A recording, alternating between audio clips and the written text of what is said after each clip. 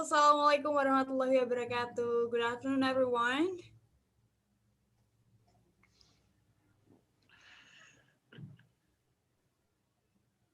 Good afternoon, and thank you so much for coming here. Hello, Mr. Evangels, and also Dr. Yogi, and also all the participants that already come here and attend this event. So, first of all, let's pray together based on our personal belief before we start our event today. So, pray begin.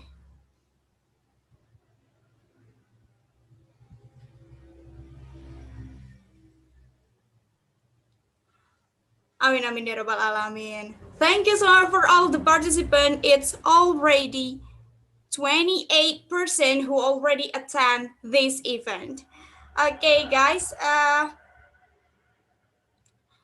Welcome to international guest lecture that has been already attended with Mr. Evangelos Afredars from and also Dr. Yorki and also Dr. Aji from Indonesia. So after this, we just come to the first. Our guest lecturer is Dr. Yogi. How are you, Dr. Yogi? Good afternoon from Indonesia.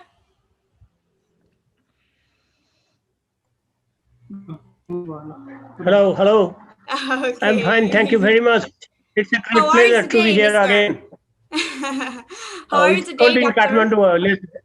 Yeah, around 10 degrees Celsius in Kathmandu. Very cold, my room. Oh my god, that is a winter then? Okay. Yeah, it's So, winter here.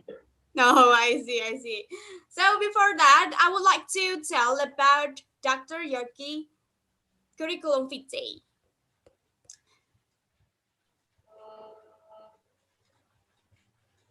So please, for the admin, could you please open for the picture of Mr. Yogi's curriculum vitae, please?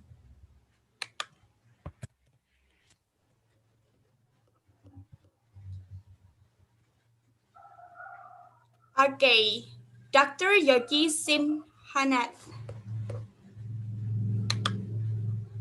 He is the PhD of Tribhuvan University, Kathmandu, Nepal in June 2003. With the dissertation, the title is National Security of Nepal, 1990 until 2000, a study of concept, vulnerabilities, and threat.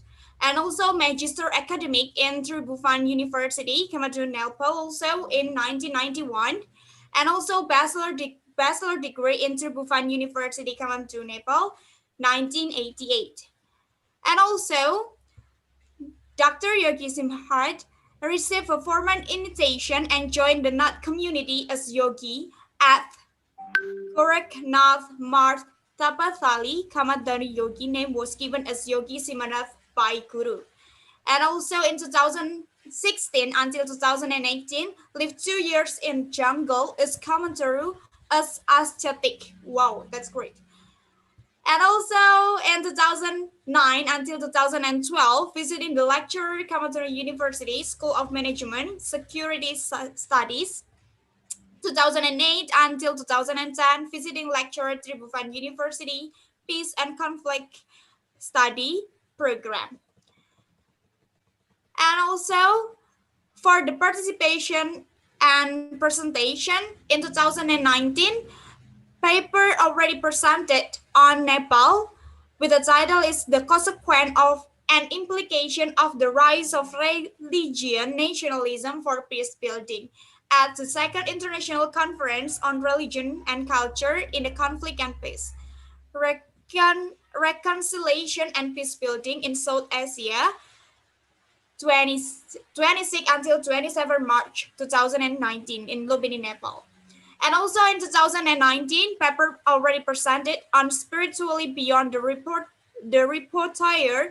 the scared teachings of Eastern philosophy at the 7th International Conference on Spiritually Beyond Repertory Leadership Key to Societal Happiness and Sustained Harmony 23 until 24 February 2019, School of Management Science, Varanasi. And also in 2015, visited International Institute for Safety and Security Management, IISSM, Greater Kailash, New Delhi, India, on September 2015. This visit was aimed to study on the safety and security of high-rise buildings and shopping malls in New Delhi. And also in 2012, visited National Security Institute, NSI, Abu Dhabi, UAE, to learn and observe the model of UN civilization security system introduced in UAE by the Private Security Business Department, PSBD, February 2012. And also the publication is already published with the Security Handbook, English, 2007, 2009, and also the Sector of Private Security, book in Nepal, August 2005, 2007, 2009, and 2013, Yoginara Harinath, and Our Nationalism, book in Nepal, also in August 2001. And today on the international guest lecture, The Religion, from Mr. Yogi, please can presentate your presentation.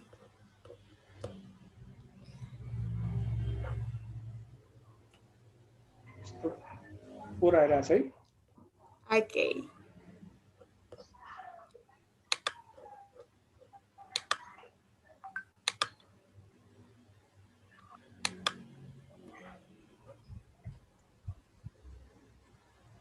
Okay.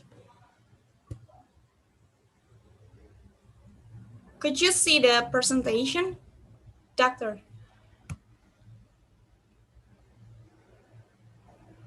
Hello.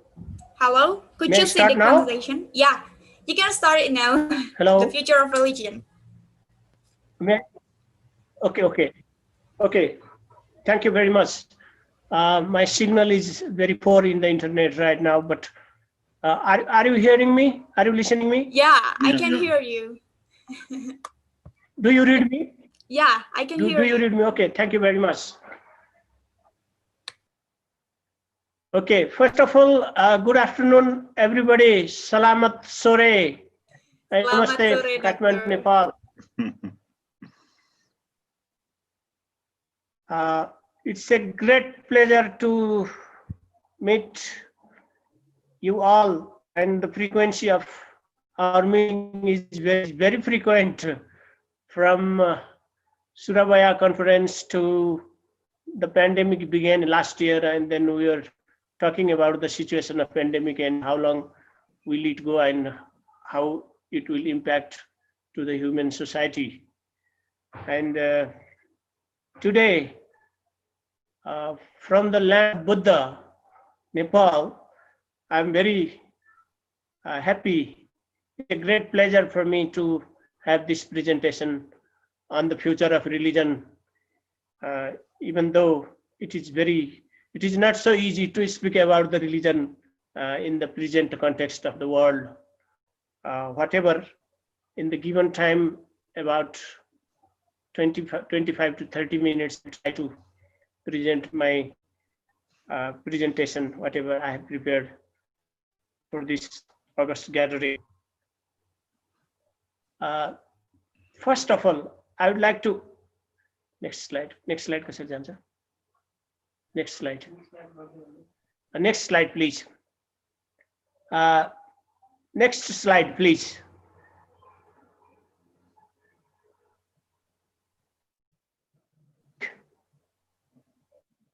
Next slide. Thank you. The definition of religion, as we understand the East, most of my presentation is based on the philosophy and religion from the East. Some people call it Eastern philosophy, and some people call it Eastern wisdom. Based on that, I will try to present my presentation. uh, religion is understood as dharma in the East, in the South Asia, as well as some part of Southeast Asia. It is called dharma. And whatever I've understood about Indonesia, it is known as agama. So the agama and dharma are similar, but the philosophers and scholars from the East do not agree that dharma and agama is the exact translation of religion. So there is a little bit, there are differences in defining religion into every country's context, how they understood and they understand their religion. Dharma and agama are similar to be understood in the context of Eastern philosophy. The meaning of dharma or agama is that which holds together all living beings in harmonious order is dharma. So dharma or agama is quite broader in our context rather than the literary translation of religion. Religion, what area are covered by the religion and what areas are covered in dharma or agama might be different in central essence. Some portion might be different in the central essence of dharma and agama. According to the Hegel's definition, knowledge of one's form as complete intelligence by incomplete intelligence is religion. Okay, next slide, please. Next slide, please, Danik.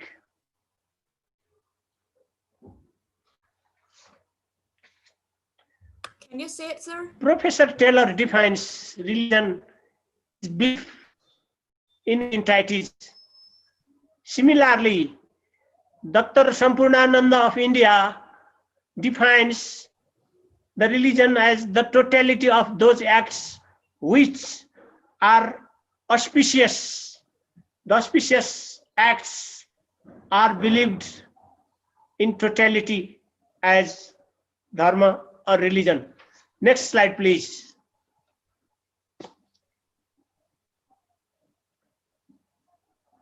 Okay, I will briefly touch upon the concept of religion. Concept of religion. Today, there are about 1.8 billion people live on earth, live in the world.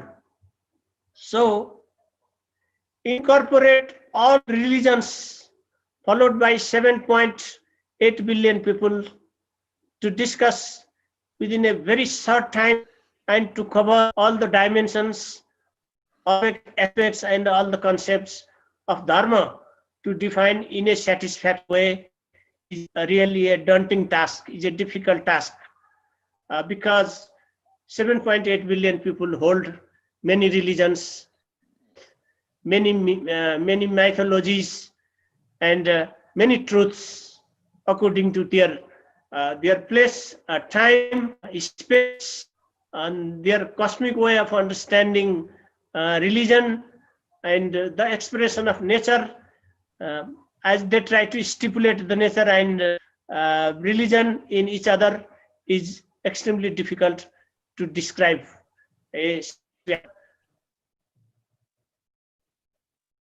Similarly, 5 countries.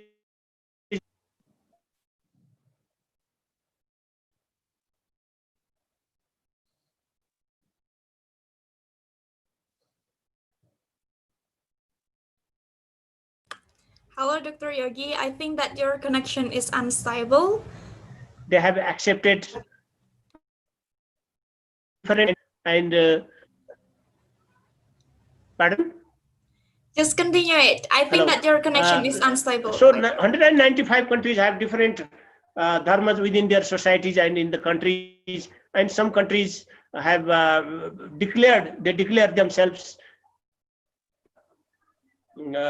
as a Republic of Muslim Republic of country or one of the Hindu world. Nepal was one of the Hindu religion, Hindu state in the world. Now it has it has constitution amended as secular state. So there are different political system and religious system in 195 countries. So we have to understand everybody's sentiments because it is related to human civilizations, their way of their forefathers, their ancestors handed over to their succeeding generations. So the level of acceptance among the religions very harmonious, because only on the religious base we cannot judge any state. Condition of the religions begins when a new baby is born. A baby born in the United Arab Emirates, a baby born in the United States of America, and Professor Apandros is here, a baby born in Greece, a baby born in Kathmandu or in India. He is conditioned by the society, by parent, by his state. So the religion, the dharma, is conditioned when a man is born, when a baby is born on earth, then the condition begins according to his culture, society, nation, and other binding factors that put a human being into a condition of religion. So in the globalization, similarly, we would like to be a homogeneous society considering the religion, or we would like to be a heterogeneous society. It is our choice, it is our individual choice, it is our society choice, or it is our state choice, or how the old order we can have a greater consensus among the civilization, among the citizens of the world. In times to come or in future, the religion will have a grip on its own landscape as our consensus. We make it as a society, as the family of the human beings from around the world. And we human beings, we states, how will we decide largely depends, war and peace depends on our decision. Individual states, individual society, individual rebellion groups, individual ultra-religious groups, or any other group. The war and peace decision from religious point of view is at our hand. Next slide, please. Next slide, please. Hello, next slide, please.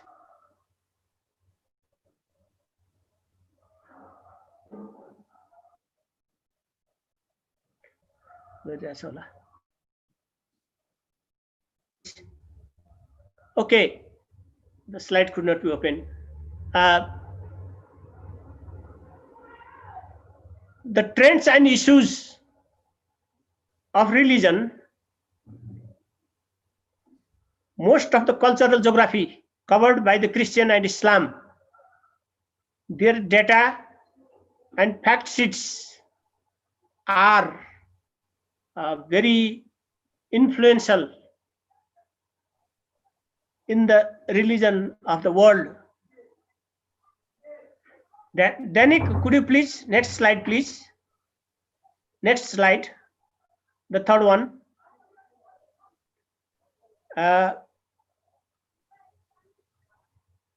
And urbanization system has a greater impact on the religion. How would the people adopt their religion, conversion and religion, and one religion, intercultural, interreligious marriages, and migrating people from one part to other part of the world?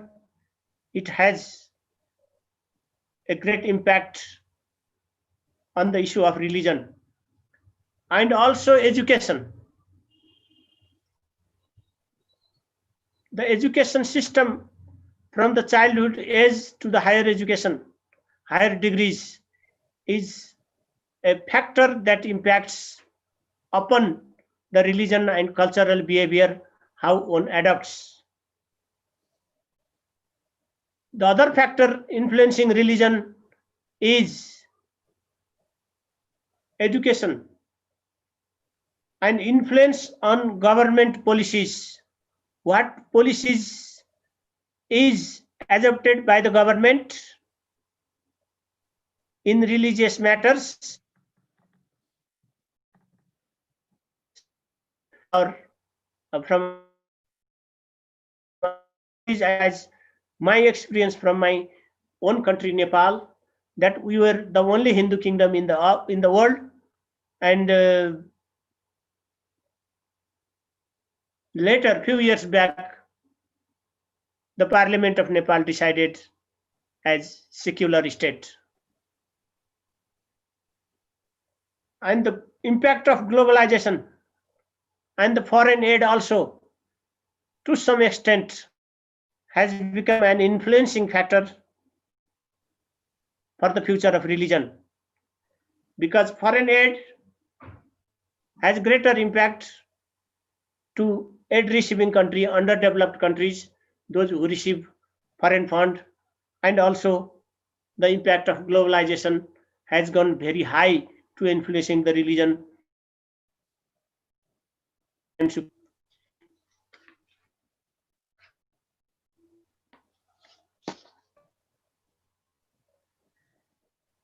What next? Danik, could you please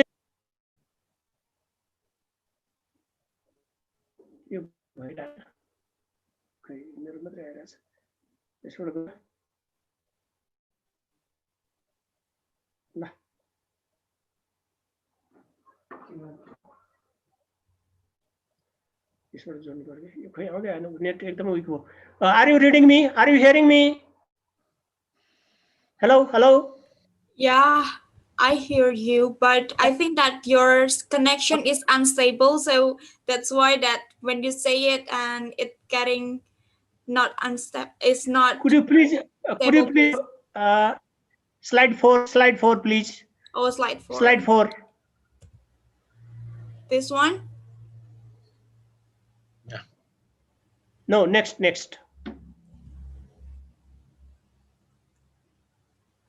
Yes. This.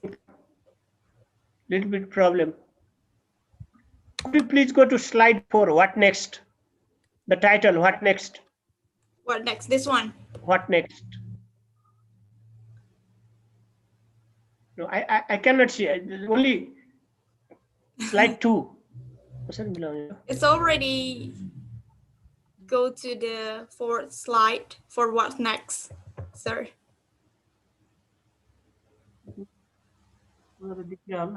Okay. I have not seen it, but I will continue. I have, printed paper. Okay, there is a problem. What next? Countries to the society is how to balance. Is like a wind. Is like a water. It does not have any shape. It does not have any boundary. It has been impacting our daily lives. So, how the smaller countries, weak countries, and the poor countries against the globalization. If globalization is not properly balanced in of religion, most of the countries will lose many things, including their religion. There are some gray areas that societies have not been able to balance globalization. Then they have to then they are supposed to rediscover rediscover your own identity.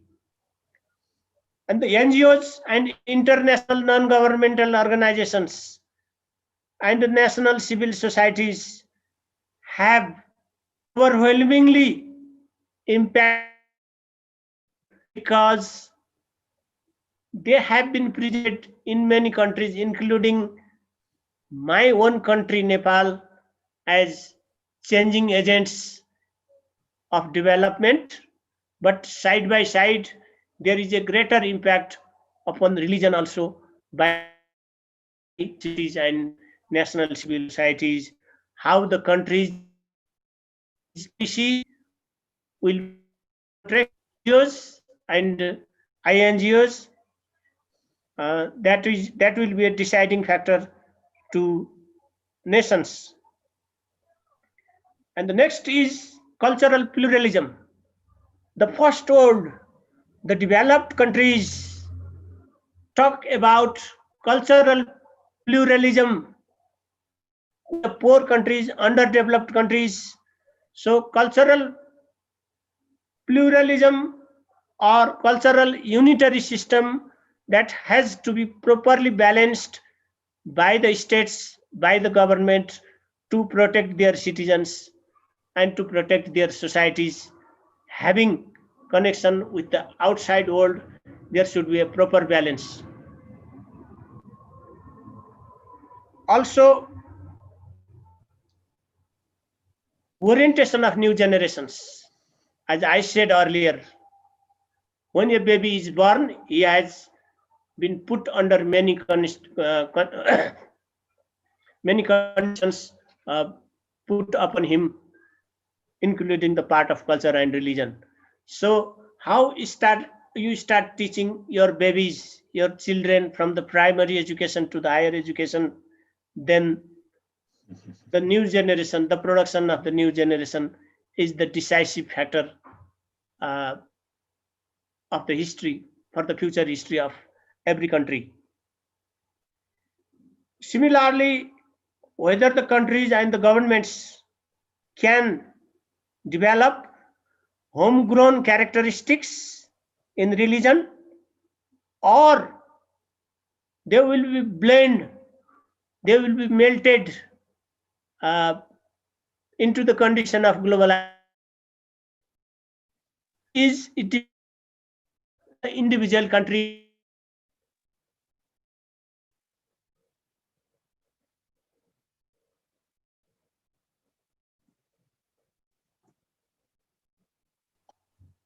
they melt into the globalization. It is a individual country choice. And finally, next slide, please. Conclusion. How to balance nature and cosmic force? Uh, if you cannot balance the nature and cosmic force properly, what it used to be before, for example, COVID 19. COVID 19 in my country, Nepal, here, we have considered it a very strong flu. So, most of the victims, most of the infected people of coronavirus 19 has been recovered from the homeopathic treatment, from the Ayurvedic treatment, from the herbal treatment, from the spice mixed uh, food, spice mixed warm waters. They take several times a day and they are getting cured. Those who have been to the Ayurvedic centers, naturopathy centers, they have been recovered within 72 hours. This is the this is the case study of our country.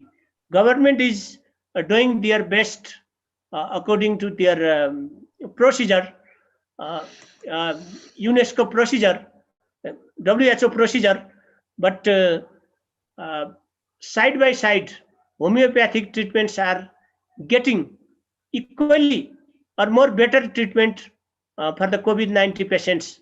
So, yes, science is there, but we must say that science is been found very helpless and very weak in the context of COVID-19, in the case of COVID-19, because those societies who try to balance the nature, the production of the nature, and the cosmic force, they are getting better result in COVID-19 pandemic. And in my concluding remarks, I would like to add that from the basis of religions, from the viewpoint of religion, the human being, the societies should not say yours and mine. It should be left as the part of the society and unconditional. Mine religion, your religion, his religion, you and me. There should be no comparison. There should not be done any comparison, make any comparison in the context of religion, because it may converge into some troubled time. So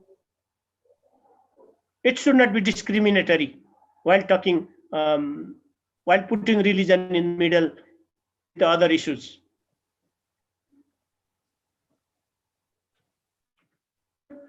How we use as coexistence between the civilizations or existential threat to other states by one religion to other, producing, which has been seen in the past of the history up to now, show that there is equally existence between the existential threat also from the religion. So how the human being, they will look inward or they will look outward in the context of religion. They will have to develop both policies, how to look inward and how to look outward. There is a mistake. And the fraternity versus heterogeneity. We have to develop fraternity and heterogeneity, not hegemonism, heterogeneity. We have to develop to have a religious balance between the societies. And finally, I would like to add some more point in my conclusion, that several thousand years ago, Srimad Bhagavat of Hindu scriptures had forecasted how the religions will be at present time. Srimad Bhagavat forecast says some points for modern age.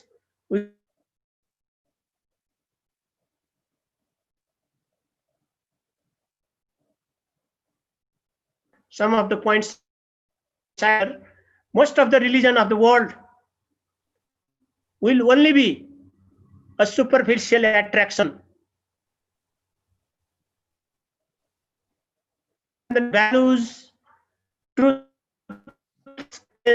longevity of life, and tolerance among the human beings will be reduced and will be diminished. And the next, the forecast was only wealth as a good sign of religion. Who is wealthy, he is religious. Who is poor, he is not religious. This was forecast several thousand years ago.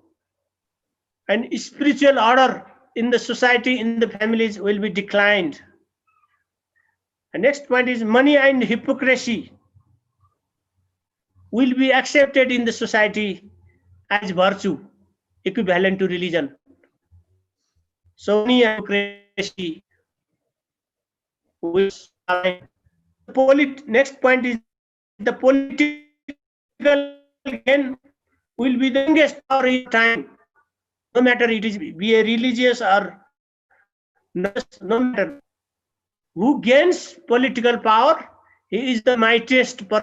Great gurus, the political powers will keep on dominating and be strongest in our time. As far as the nature from the Bhagavad was famine, hunger, drought, taxes, with life of citizens. Similarly, the citizens will be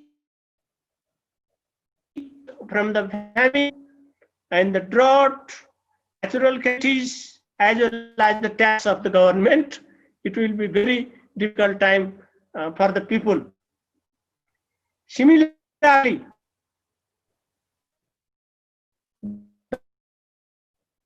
the people who the man-made and natural both insurgencies, terrorism, and the natural disasters. The latest one is COVID-19. We will keep on suffering from the man-made and natural disasters. The next point is there will be a great decline to protecting the grandparents and the parents. Elderly citizens will not receive proper attention from their kids, from their succeeding generations. They will be thrown as helpless and some caretaking centers, but they will not be looked after by their son, by their grandchildren, by their daughter-in-laws. So the elderly people will be thrown into a helpless situation. And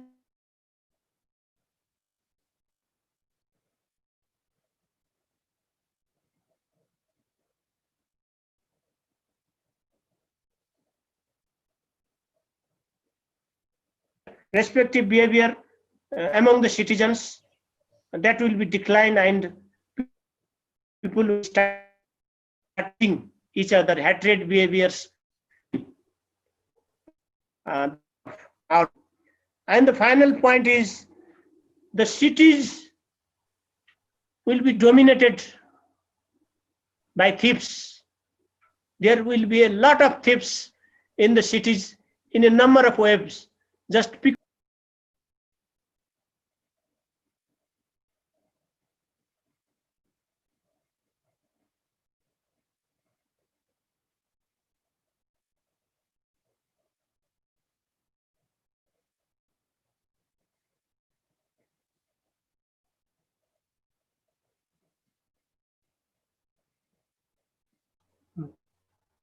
Hello, hello, Danik. Oh, Then, sir. okay. Okay.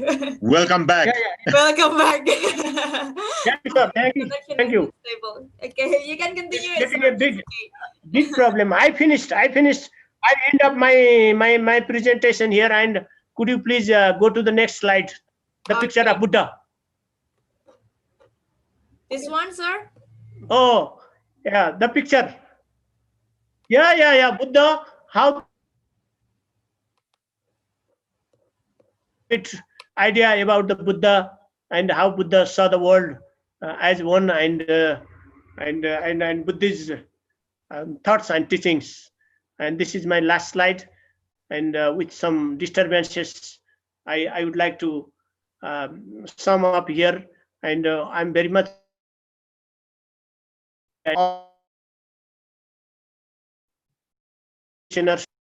and Professor even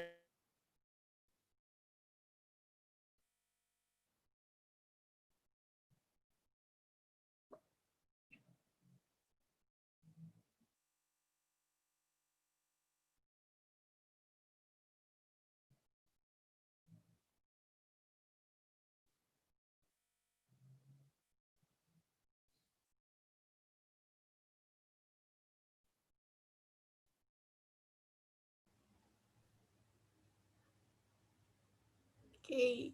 Dr. Yogi?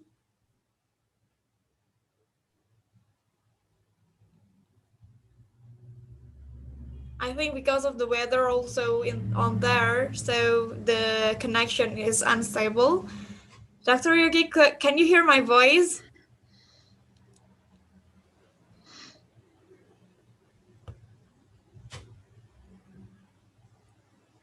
Okay, for all the participant, you can give the question to Dr. Yogi, you can drop in the comment or you can raise your hand and then after that you can use the voice. Jadi bagi teman-teman yang pengen bertanya, silakan bertanya bisa di kolom chat yang sudah disediakan di room Zoom-nya atau bisa juga menggunakan fitur raise hand yang mana nantinya akan kami tunjuk untuk langsung berbicara secara langsung kayak gitu.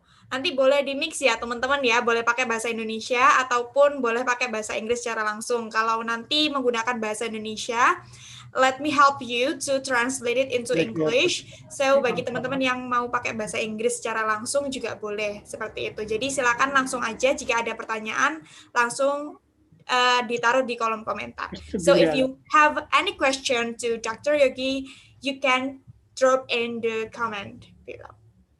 Okay, Dr. Yogi, can you hear my voice? Yes, please. Yes. Okay.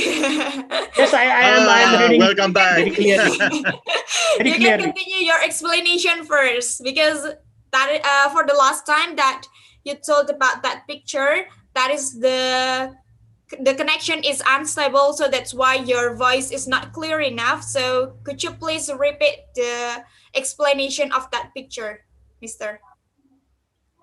The picture is published in a book, Human Physiology, Veda and Vedic Expression of Life, and very important and rare book in the world.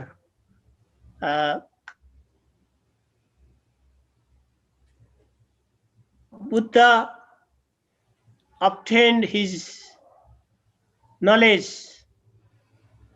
and how Buddha's teachings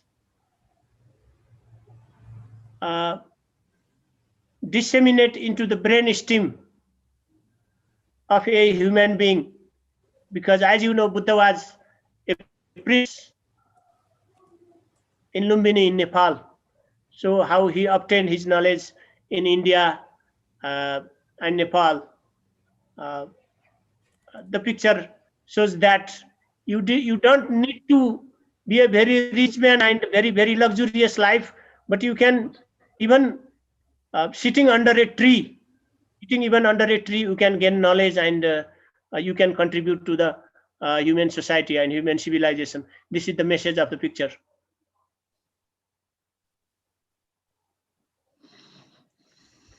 Okay, thank you so much, Dr. Yogi. Have you finished your presentation?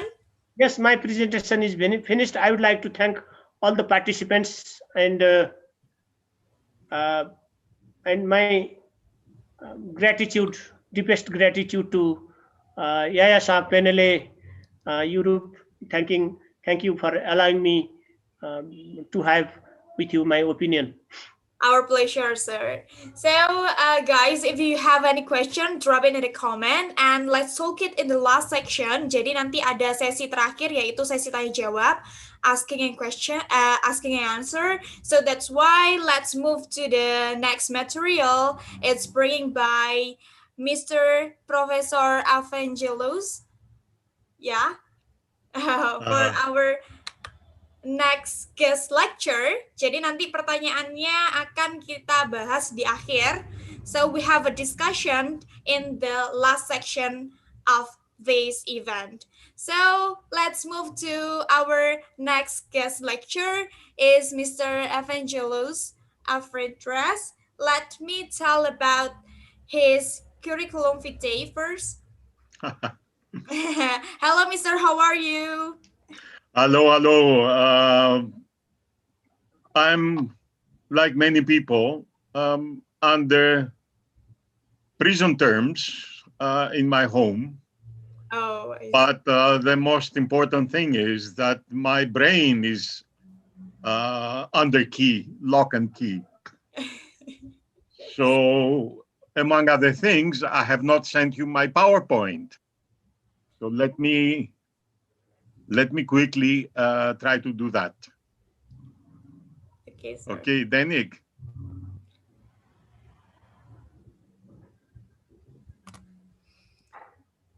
Okay. So Professor Evangelos Avrandes is the PhD of Unanimous Distinction International Disciplinary in the Humanities Linguistics at Johns Hopkins University, Baltimore, USA in 1968, postdoctoral research training for fellowship, human geography and anthropology of the Social Science Research Council USA at least West Center in the University of Hawaii, 1970, and a certificate in Russian University Oklahoma. Oklahoma Munich Center FR of Germany in 1968 and Magister Academic in Humanitic Linguistics, the Johns Hopkins University, Baltimore, USA in 1966. And also bachelor degree in Humanities Linguistics, first 2 years in Electrical Engineering, the Johns Hopkins University, Baltimore, USA also, on 1965, independent educational consultant and trainer. And also, he already passed the public research in EU funding to the National Social Science Research Center for the Development and the Function of CSR within the jurisdiction of the Athens Municipality on 20 July 2015 in Athens. With the title is requisite skill for using funding instrument or CSR relative to action toward social integration and entrepreneurship. So for Mr. Evangelos, you can explain your presentation. Do you use your PowerPoint or not? I have my, yes, I want the PowerPoint. It's absolutely crucial. Without it, Okay. okay. Do you see it? No, not yet. I cannot say it first. Let's see. This is where my brain is not functioning right now. Oh, I think that you can send it to me and then after that I can show the PowerPoint of yours. Okay, just 1 second.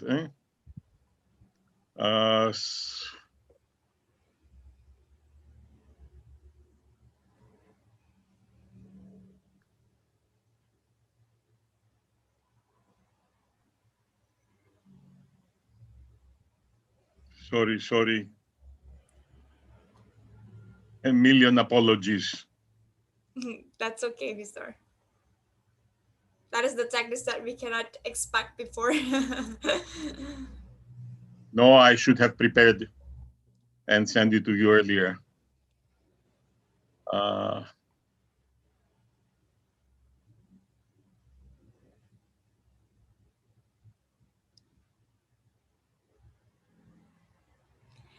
So for all the participant who has the question, you can drop in the comment and then let's discuss it in the last section of this event.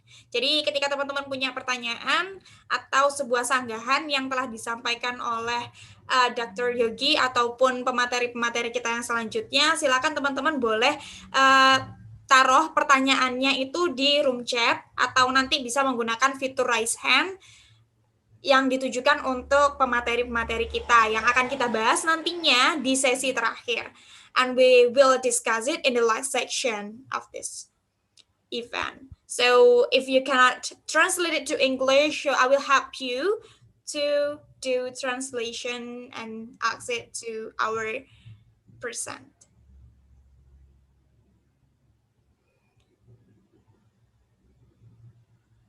Danik, I have my PowerPoint. How do I send it to you? Okay, that's okay, mister.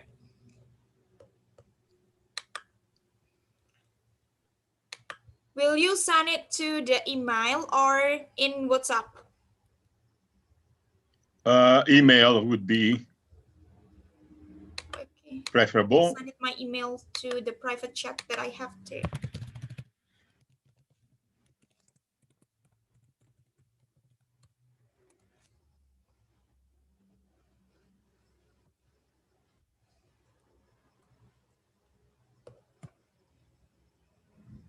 I'm just opening my email. Yeah, I have sent it my email to your private chat in Zoom meeting, sir. I will wait it for it.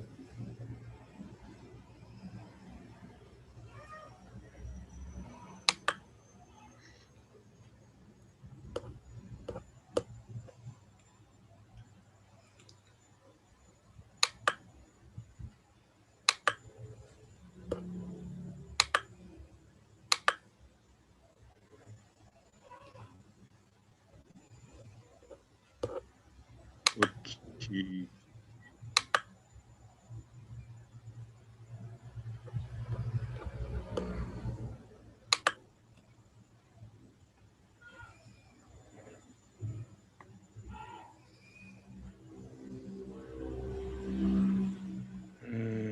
Let's see. How about Can the you weather on Yunnan, mister? sorry? How about the weather Uh, there? So we Sunny take right the now. PowerPoint and we have a chit chat first. Yeah. Can you send me your email? Send me a message. I have already sent it to the chat group, the chat room. On your room chat in Zoom meeting. Have you seen it? Have you seen it?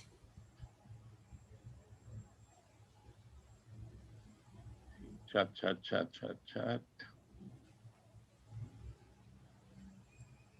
I sent it to your WhatsApp also, sir.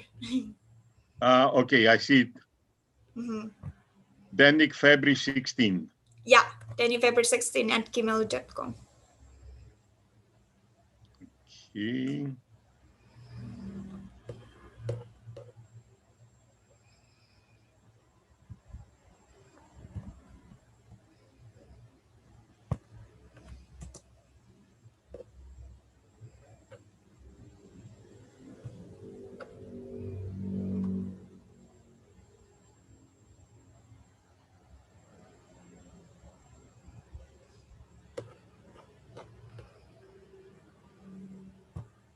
I'm loading it. Yeah, that's okay, sir. I will wait it. Well, you and I can wait, but there is an audience there. Yeah, that's true. Okay.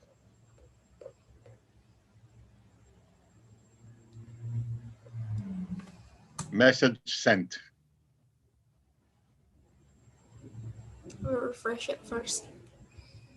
You got it? Still on process.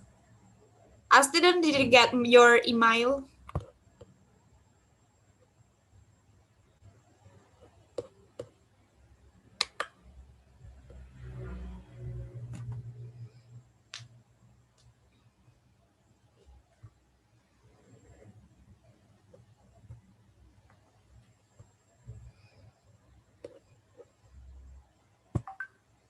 It's about 7.5 megabytes. Wait, sir. Okay, got it. Got it. Excellent.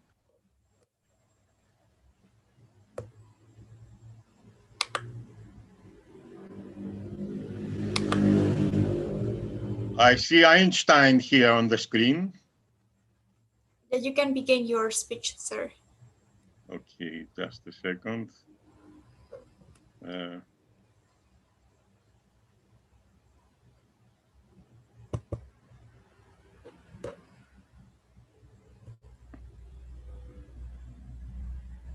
So on process of presenting.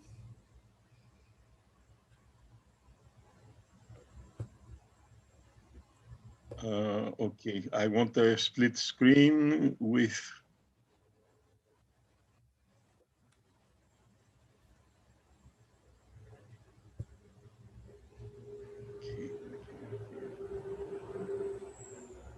Sorry about this.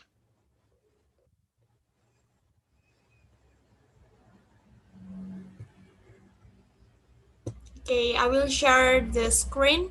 Can you show my PowerPoint and myself there? Okay, can you see it, sir? Okay.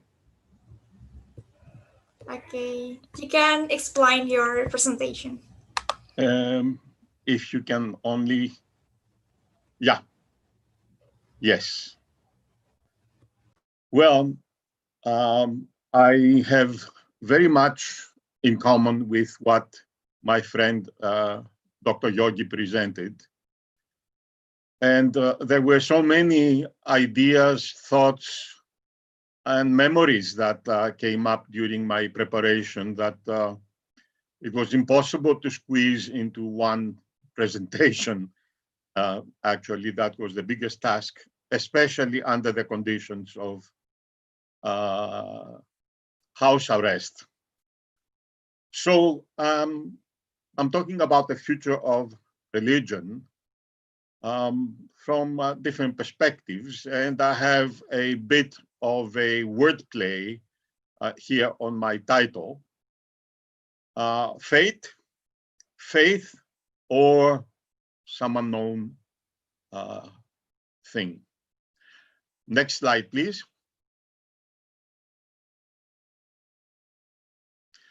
Now, my approach has been what I call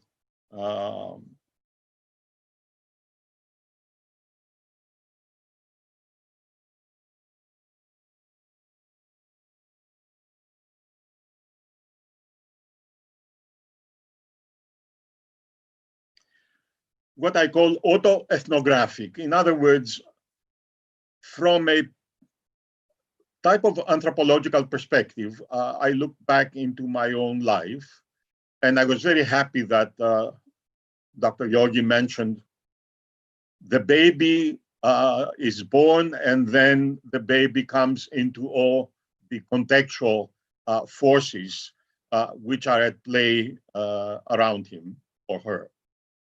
So I look, as you will see, back to the very beginning of my own existence and the development that I have undergone in terms of ideology, belief, learning, and so on and so forth. And there are many, many things that are important, endless, and that's why we should have an opportunity after this pest, plague, to be together and discuss physically face to face, which is not replaceable by this technological, artificial intelligence controlled kind of communication. Next slide, please.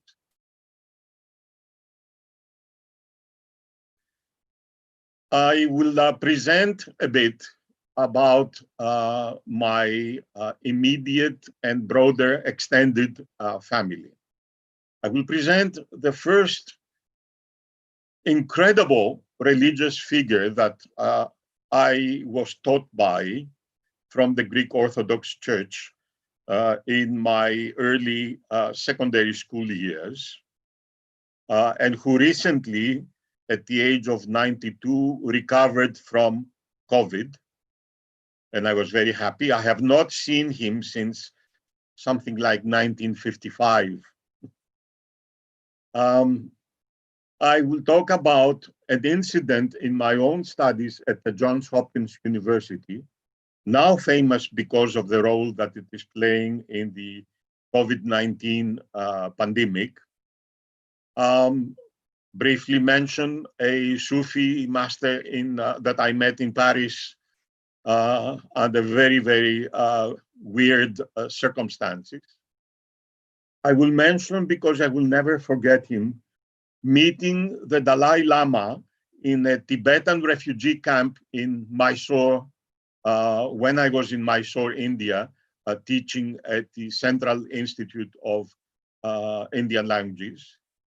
And I will mention for his very positive influence around the world, Pope Francis, okay, who, after a very long time of bad leadership in the religious domain, he came and has been doing exactly what I think is important for the future of humanity and religion and education and poverty elimination and so on and so forth. Next slide, please.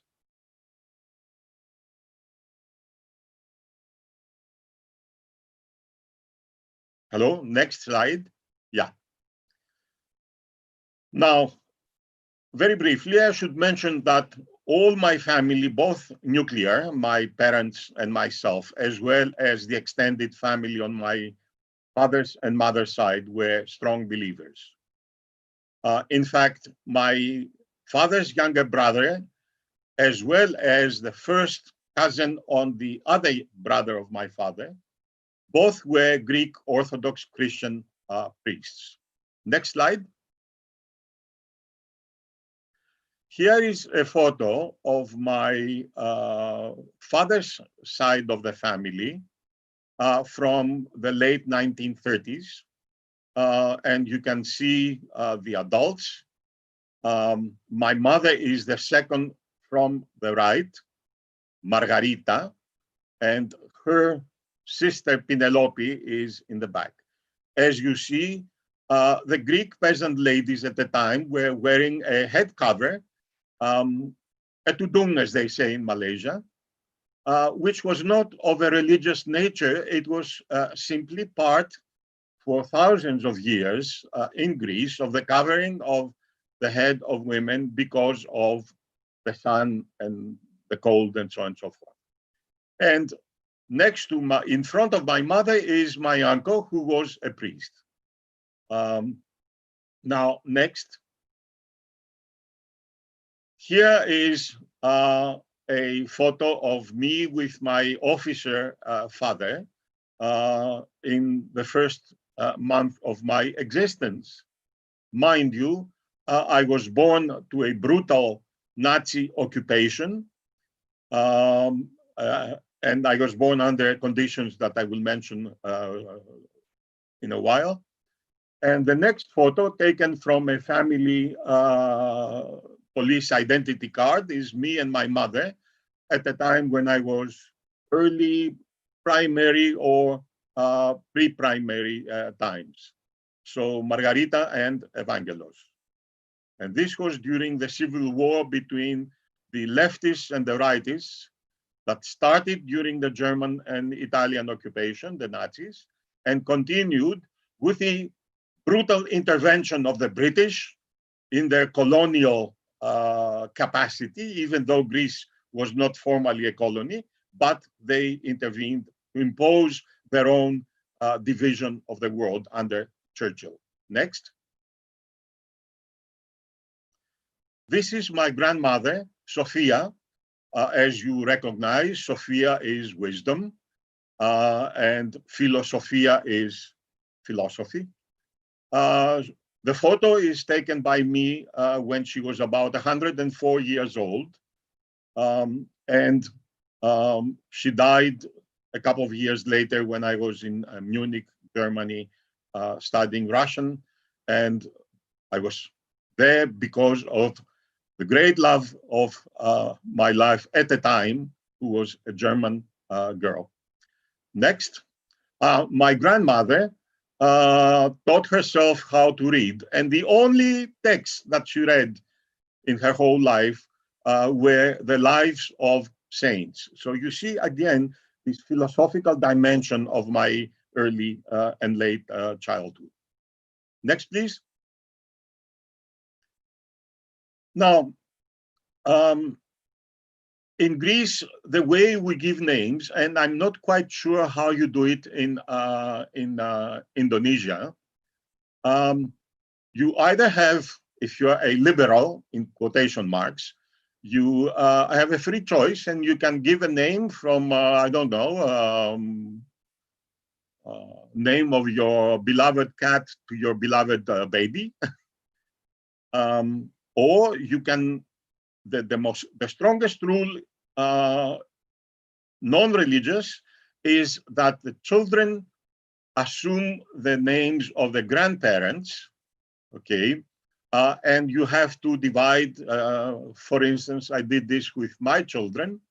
And to be fair, I gave them names from both sides of grandparents.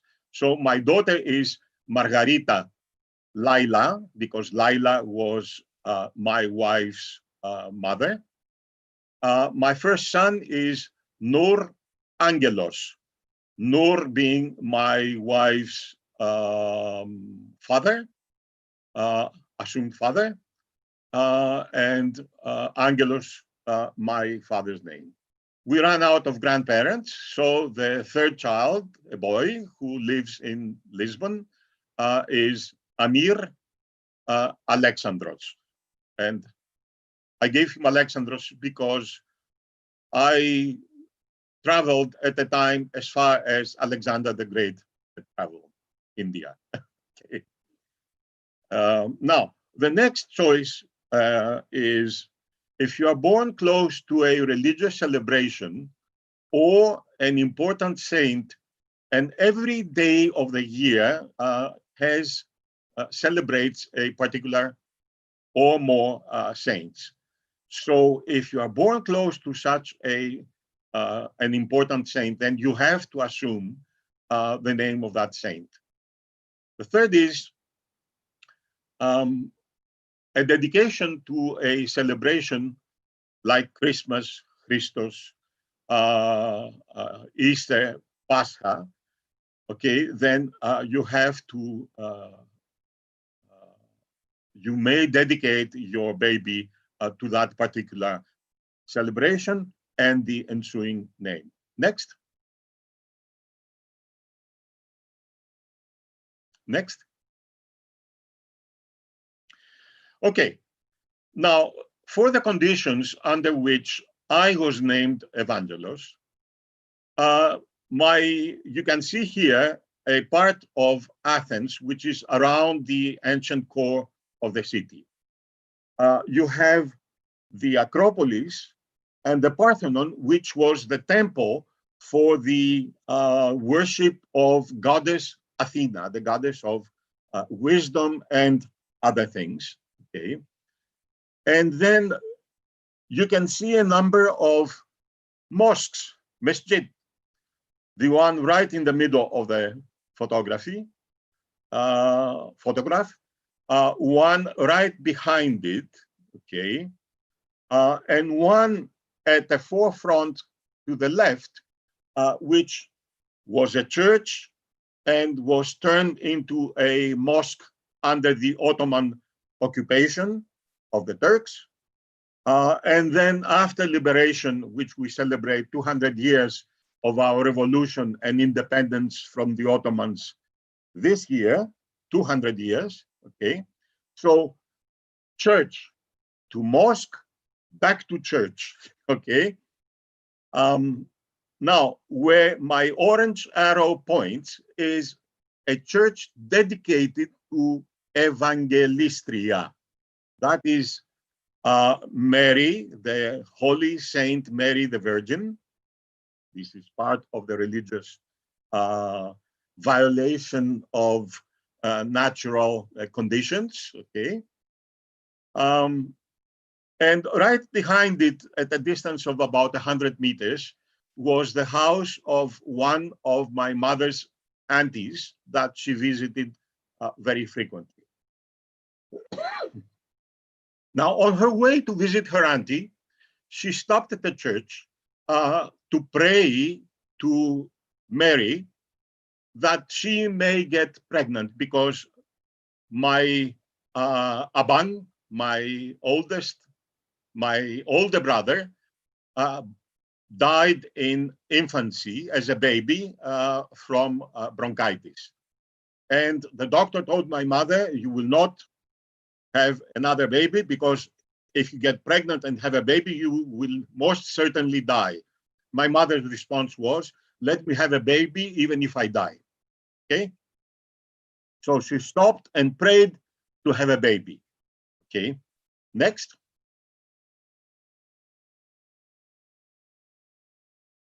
Now, what I wanted to show is also how in Athens we have the simultaneous presence of monuments places of belief from at least 3 different religions, because there may also be somewhere, yes, there is in fact in that neighborhood also a Jewish synagogue. So that makes at least 4 co-present religions. Okay. Next.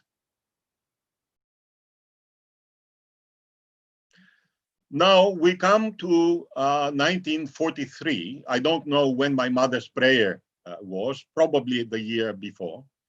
My father is imprisoned by the occupation forces of the Nazis, and my mother is alone at home. She is pregnant, and on the 22nd of March, a battle explodes right outside the city where she lives, alone, as I said, as the Greek freedom fighters, not unlike your Penele, are attacking the Italian garrison. My mother gets scared by the explosions and goes into early labor, so I'm born premature on the 22nd of March. This is one of many cases that I wanted to submit in this presentation, but it's the only one that I ended up covering. Because on the 25th of March would be the religious celebration of Evangelistria. So if you look back, yeah, my mother was helped in delivering me by neighbors, not a hospital, not a maid, nothing of the sort. Okay. So next one.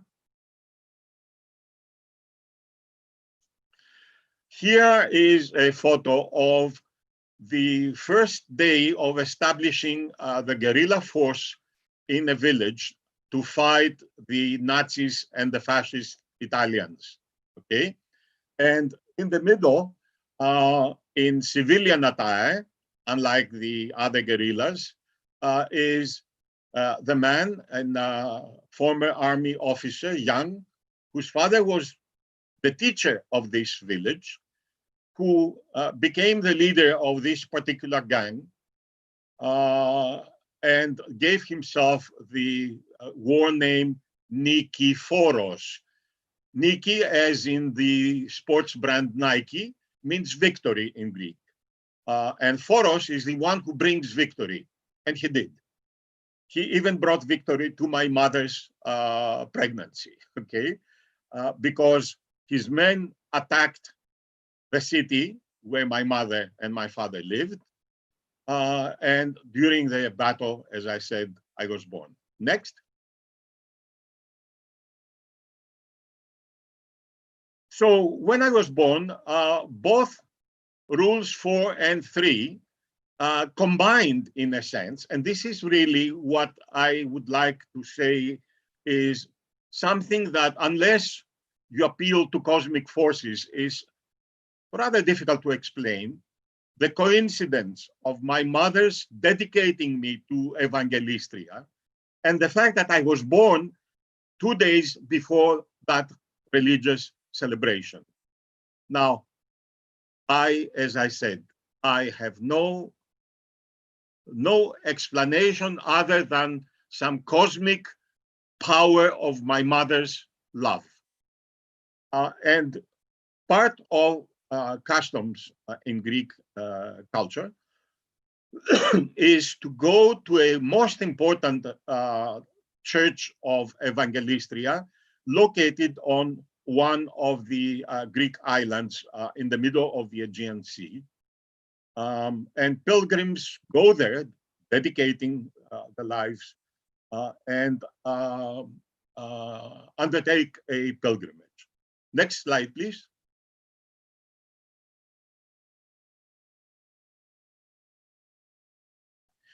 You can see left of the center a dark island in the middle of the Aegean Sea, which is the island of Tinos, where this church is located. Next slide.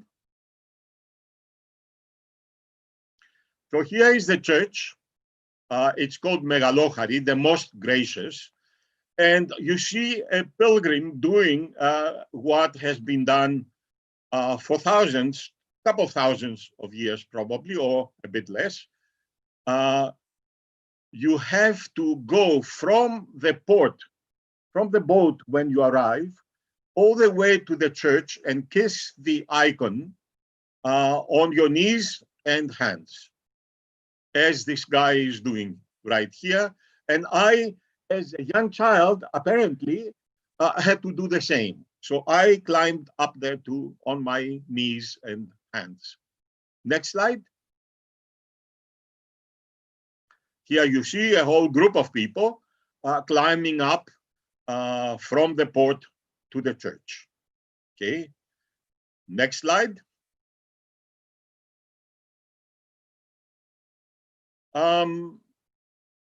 Religion was part of my education and the curriculum from primary and secondary school, and even supporting courses outside school. And I was, as I mentioned earlier, extremely lucky to have had as a tutor in that someone who was, at the time, we are talking 1955, 56, 57, he was a student of theology.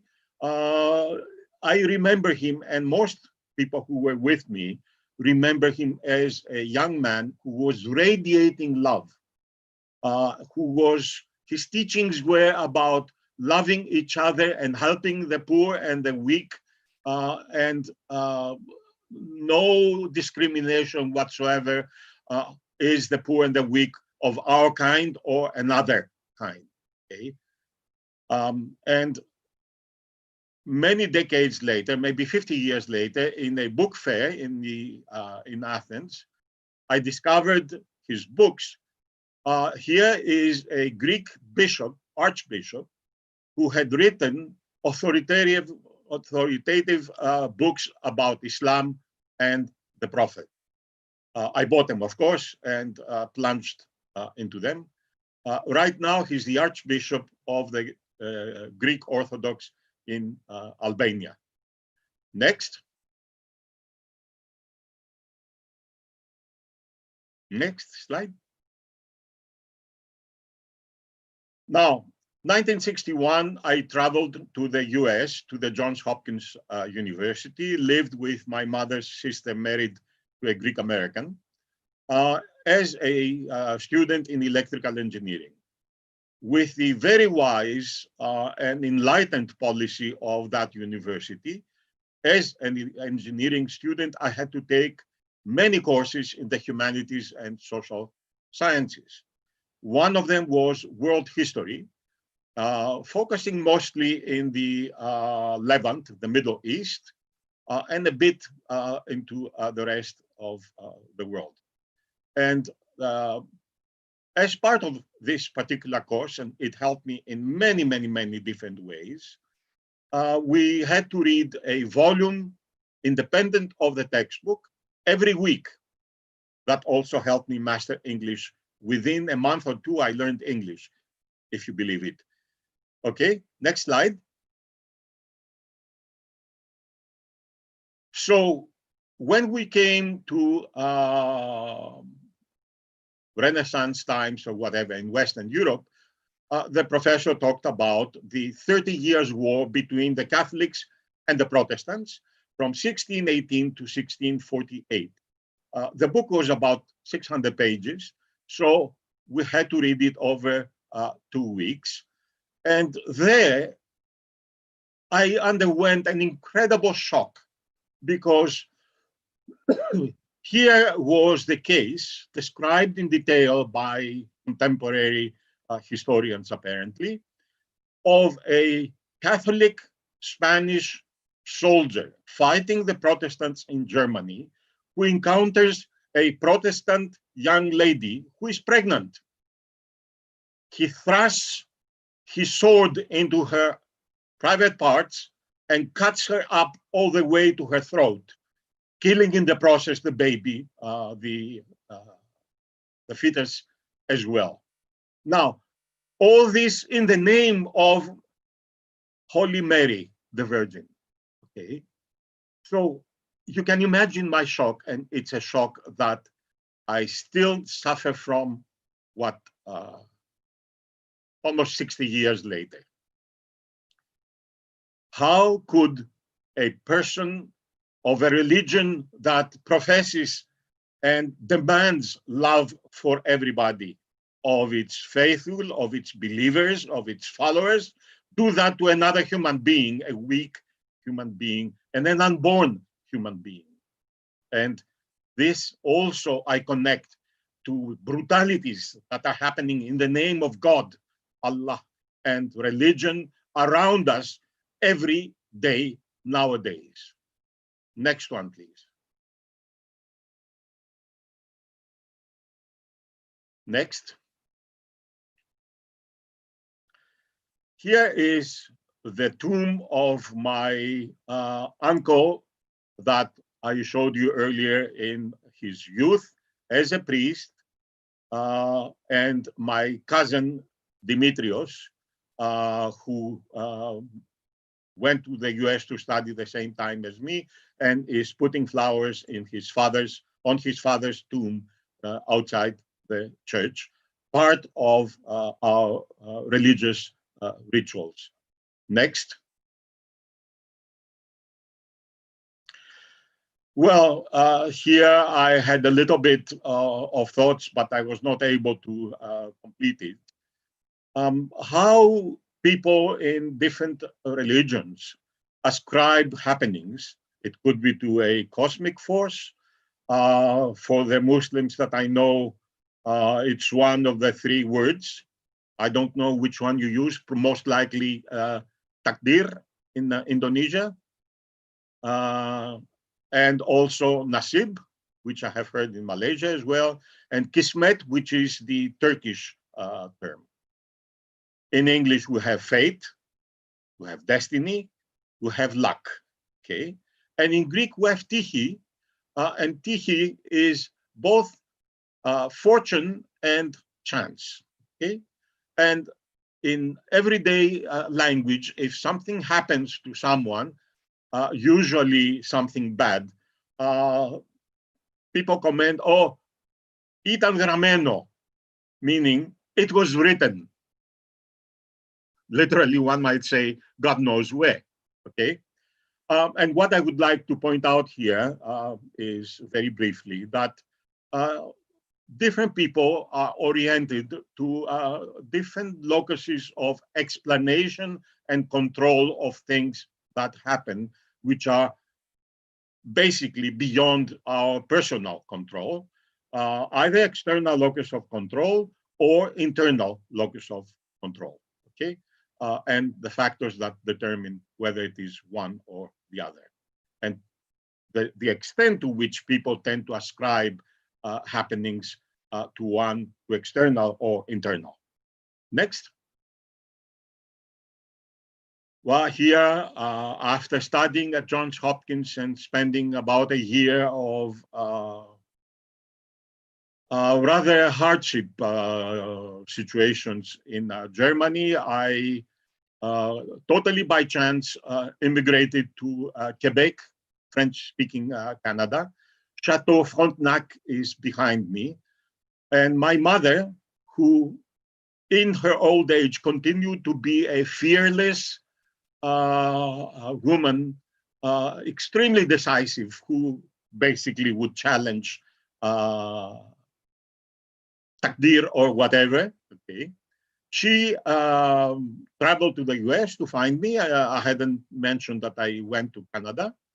I was actually a refugee at the time, as I recently realized, because I refused to serve the army of the dictators who were ruling my country at the time, under the control and the command of the USA. And she traveled to the US and then came to meet me in Canada. And many things happened. In particular, an incident, again, unexplainable under normal circumstances. And I don't have time to go into that, but my mother was there.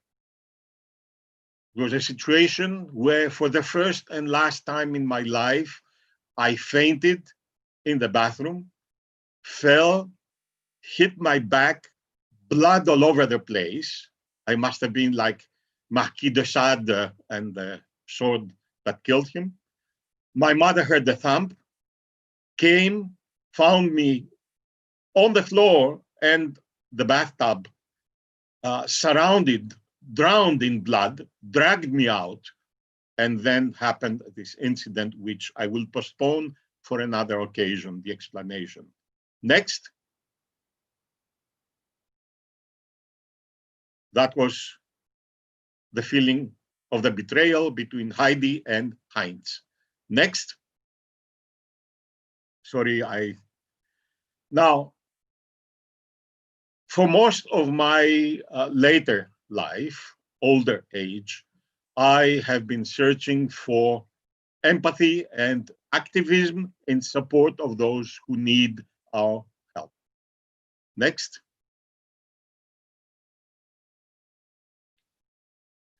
I have here two cases of interreligious solidarity. And this was when I was living on the island of Rhodos, very close to the Turkish coast, to the Asian coast, basically.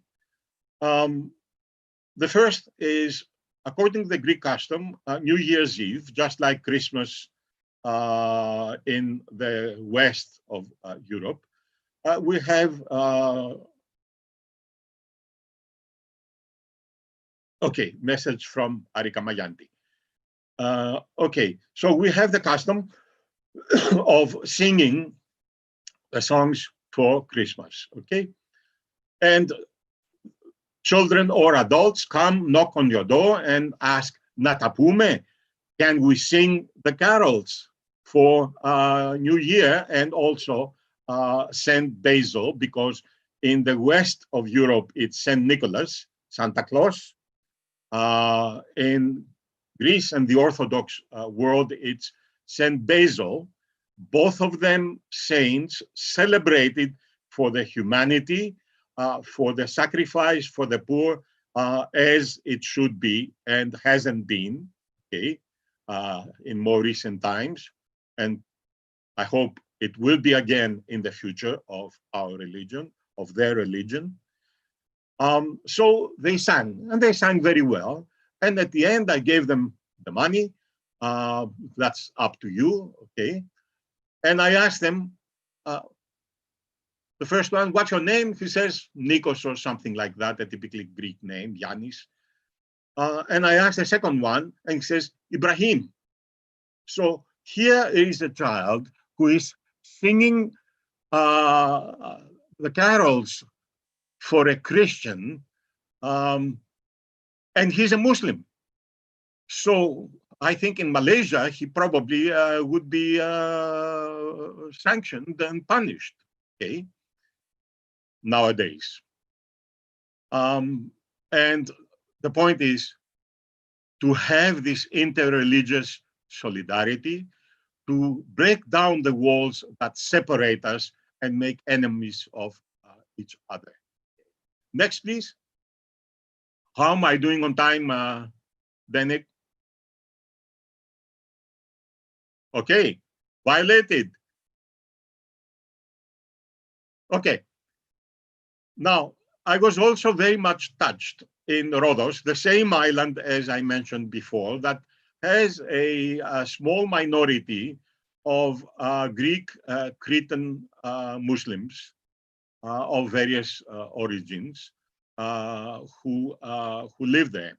And in fact, in our neighborhood, the population was mixed in terms of religion, Muslims and Christians. And I noticed our housemate, Maria, a young Greek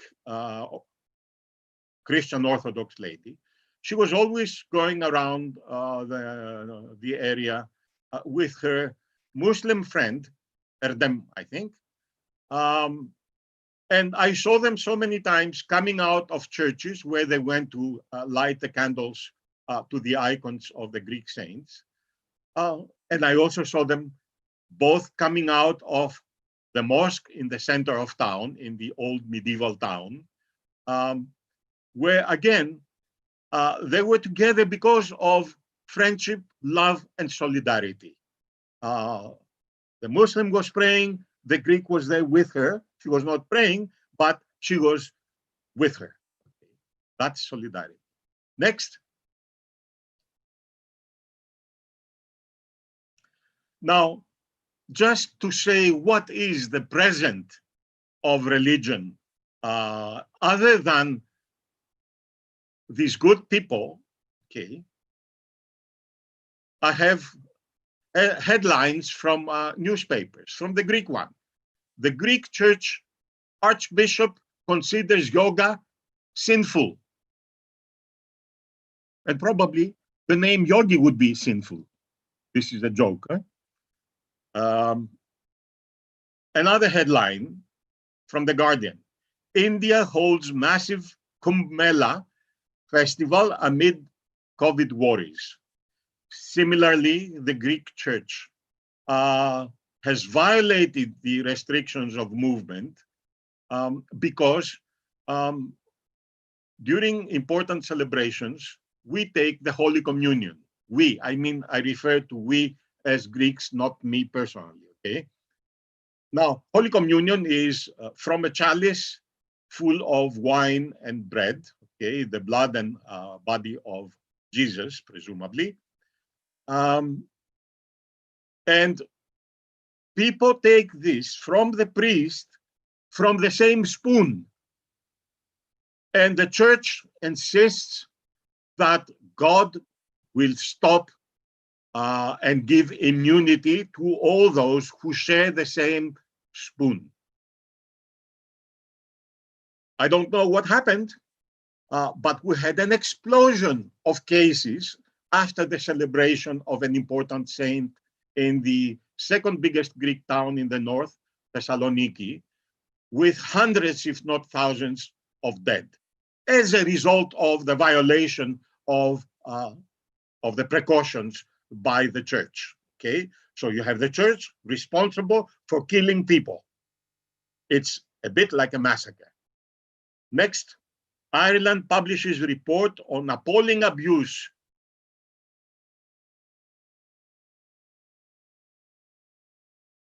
Let's finish. I just got a message.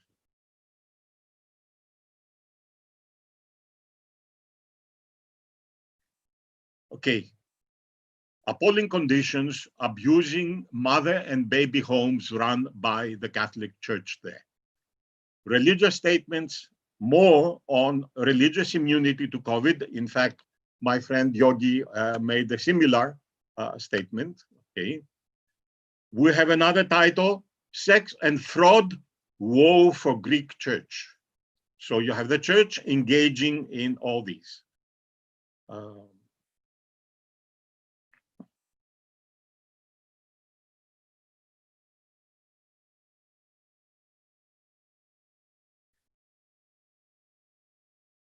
And then another recent title, The Evangelical View of COVID and the Sin of Female Fornication, so that COVID is divine punishment for female fornication, sex. Religious intolerance is a bigger cause of prejudice than race. We are talking about the US.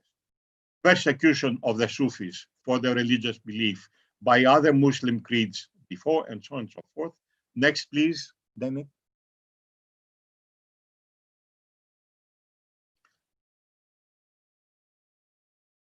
This picture I saw very recently in an appeal by Avaz to contribute to a fund as Trump president, former President Trump, I don't know what adjective to use for him,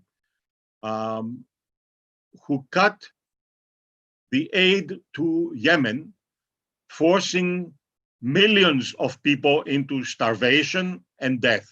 No medicine, no food. Okay, and here is a little boy who has obviously lost his lower arm to bombing or fighting. Okay, and his mother with scars on her forehead and her face, taking care of him. Okay, now this war is perpetrated by their next door neighbors, Saudi Muslims, United Arab Emirates, the same. What does that say about the future, the present and the future of religion? Next, please. That's it. And hope for the future of religion, many big organizations for helping those who need help according to the Sustainability Development Goals of UNESCO, Religions for Peace's Inter-Religious Council, interfaith organizations for peace and development. And next, quickly.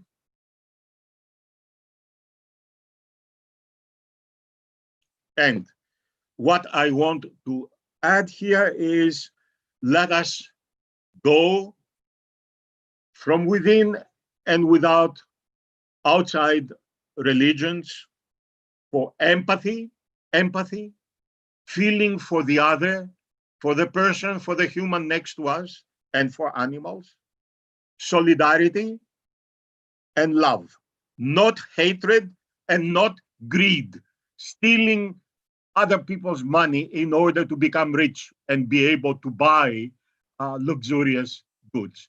Thank you very, very much. I love you. We love you too, Evangelos and Sir Yogi. Thank you so much, Mr. And so the guest lecturer is Dr. Rajidadi Mulawarman.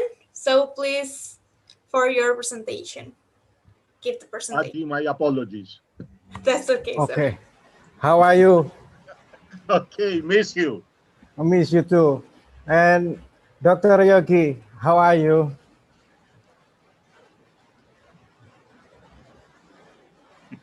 Please, I would like to I'm fine, Dr. present Raji. with Thank you.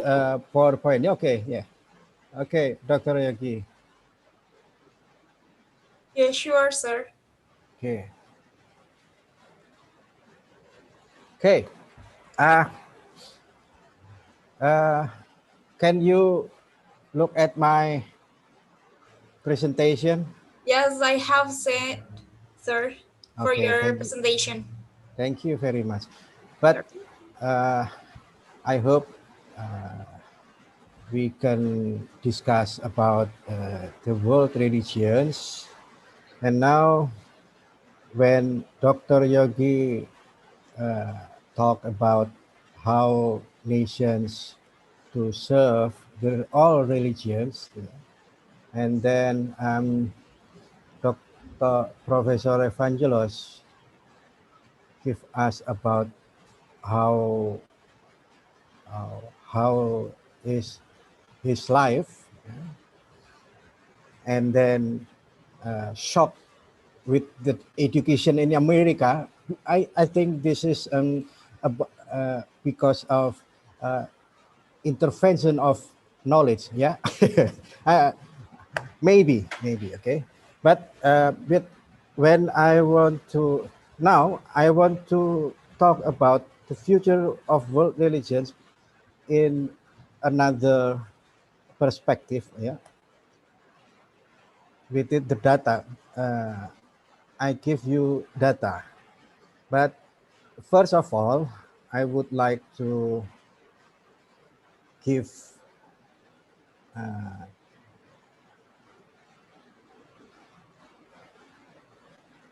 excuse me. This is ini adalah film seri X-Files ya. Ada cerita tahun 90-an.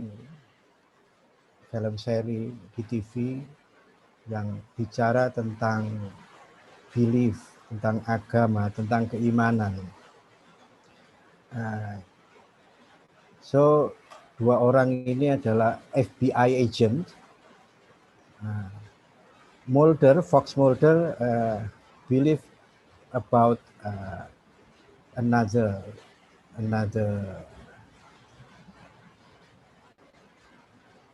lain, dari dunia lain gitu ya, another world, dunia lain yang juga sangat mempengaruhi dunia kita. Kemudian sekali dan sekalinya adalah FBI agent yang sangat scientific. So, jadi dia bilang, Mulder ini, do you really believe that story? Kemudian dijawab, apakah kamu percaya pada cerita itu? Kemudian sekali menjawab, story itu terjadi karena adanya sesuatu yang sangat rahasia. Oh benar, itu adalah rahasia yang penuh kebohongan. Wah, dia bilang gitu. Makanya I want to believe the truth is out there. Dia bicara tentang bahwa sebenarnya ada interest di balik data, di balik perkembangan agama-agama dunia sekarang. Jadi saya akan mulai. Cara pandang saya adalah diskursus about do you believe about the story of the statistics of world religions or highly classified data about world religions. Ini adalah kata kunci yang saya akan diskusikan. Saya akan percepat saja. Jadi sebenarnya membincangkan agama di dunia dalam lintasan sejarah, baik sejarah masa kini, masa lalu, dan masa depan gitu ya, selalu saja menarik bagi para pemerhati perkembangan peradaban bumi yang makin rentan. Agama-agama hadir menjadi agama dominan hingga saat ini didominasi oleh agama renta, agama old religion. Ya, we are living in a old religion that emerged thousands of years ago, along with the aging of the world and human. Jadi agama ini memang sudah agama-agama dunia yang sekarang sangat dominan itu memang sangat mempengaruhi bagaimana dunia itu berkembang. Agama sangat berperan bagi umat manusia. Nah, kehadiran agama dalam ruang dan waktu kemanusiaan sepanjang sejarahnya memang tidak lepas dari dinamika sosial, ekonomi, politik, kebudayaan. Alih-alih hanya didiskusikan sebagai agenda-agenda privat, hanya sholat saja atau hanya zakat saja. Kemudian kalau sudah zakat, haji, gitu ya, puasa. Kalau sudah haji masuk surga. Oh tidak begitu. Sebenarnya agama lebih dari itu. Dan kita akan lihat nanti berdasarkan data. Bagaimana tidak kuasa agama itu terutama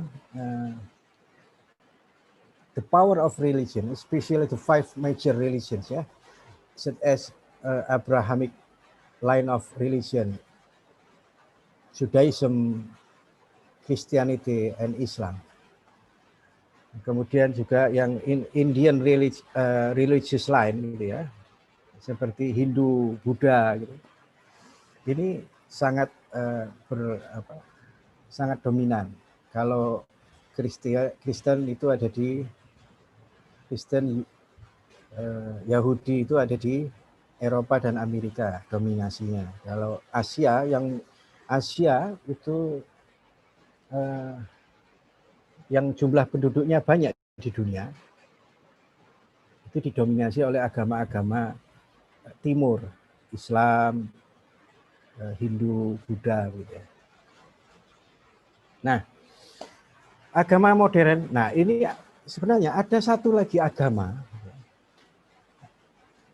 di samping agama-agama modern, agama-agama lama. Itu ada agama modern, yaitu yang disebut dengan agama scientificism scientificism, ya.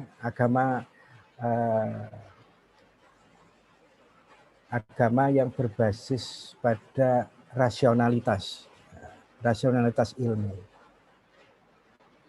Agama yang tidak memiliki Tuhan. Religions have no God. Jadi, dan ini adalah agama yang berinteraksi mesra, which interacts friendly with the agnostic, atheist, and other no affiliation with traditional religions. Jadi tidak memiliki afiliasi apapun terhadap agama-agama tradisional juga. Nah, ini sekarang dominan, nanti akan kita lihat datanya gitu ya. Dan itu terutama di Eropa, Amerika, dan ex-komunis seperti Cina dan Rusia. Saya percepat saja. Nah, data menunjukkan bahwa sebenarnya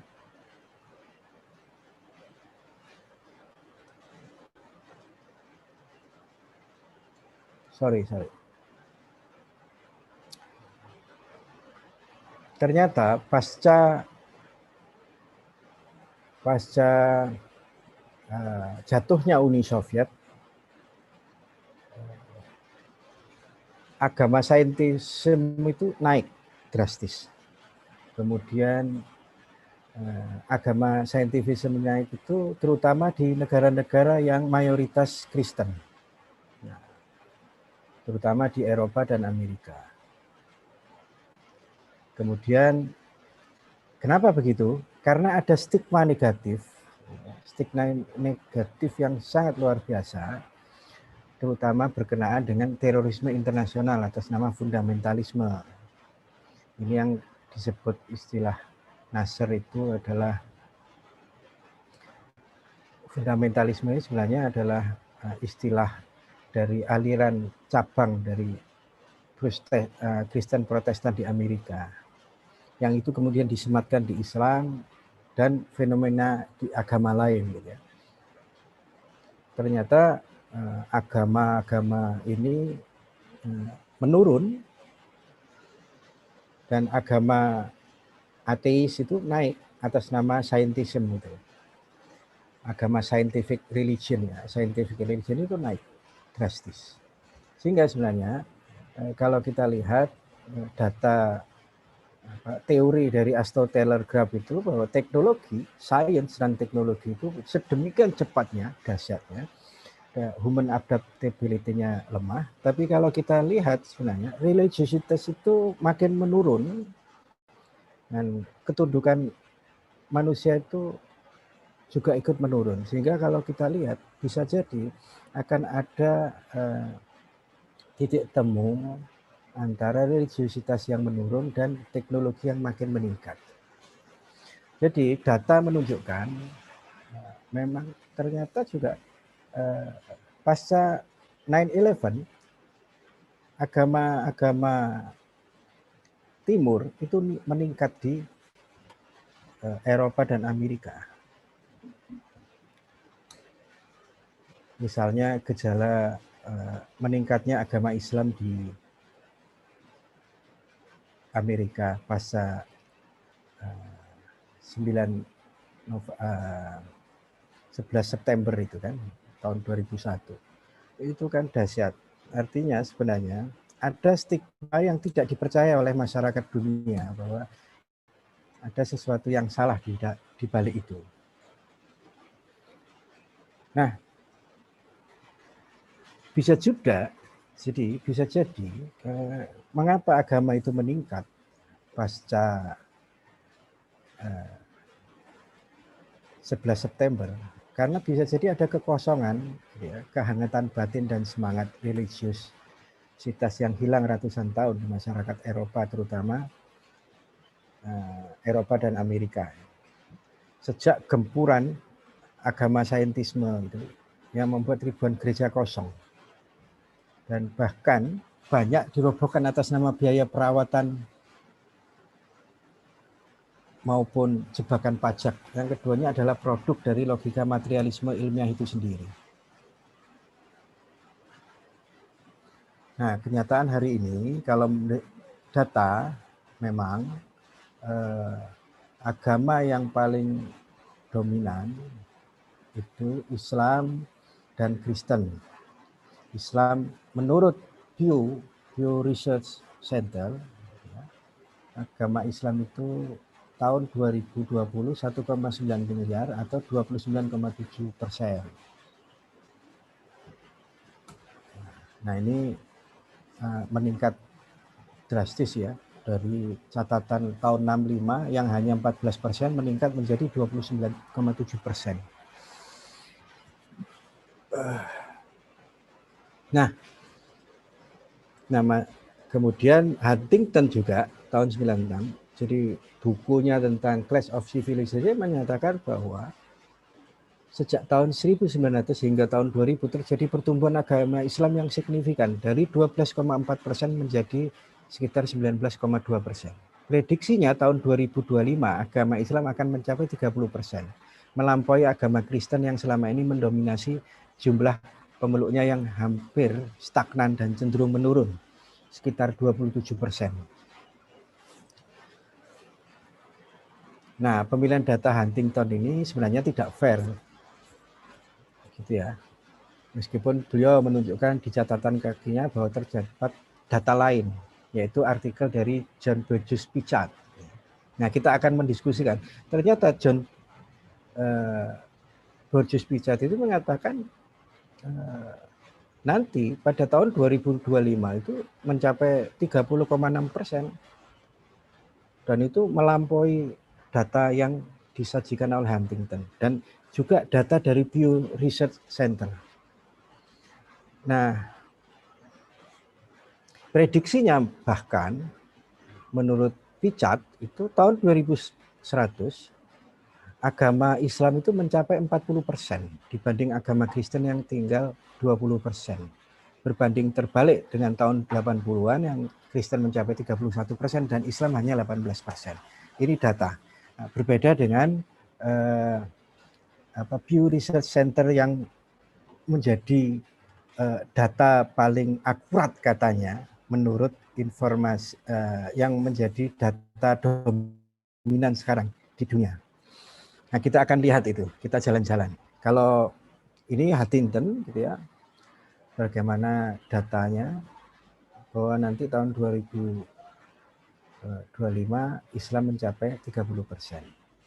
Sedangkan Kristen mencapai, kemudian Buddha akan turun menjadi 5,7%, Hindu akan naik menjadi 13,7%, gitu ya. Nah, yang menarik adalah non-religius. Kalau Anda lihat data non-religius ini, akibat revolusi industri, industrial revolution atau scientifism ini yang tidak percaya Tuhan itu meningkat menjadi 17,1%. Oke.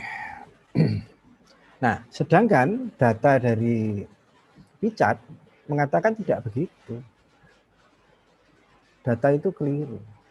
Data ini melebihi apa yang terjadi, yang distigmakan oleh Huntington. Jadi nanti tahun 2100 itu ini. Nah, sekarang pertanyaannya, ketika Pichard membuat data seperti ini, mengapa sekarang data-data ini seakan hilang di telan bumi, ya? Tapi yang muncul adalah Pew Research Center.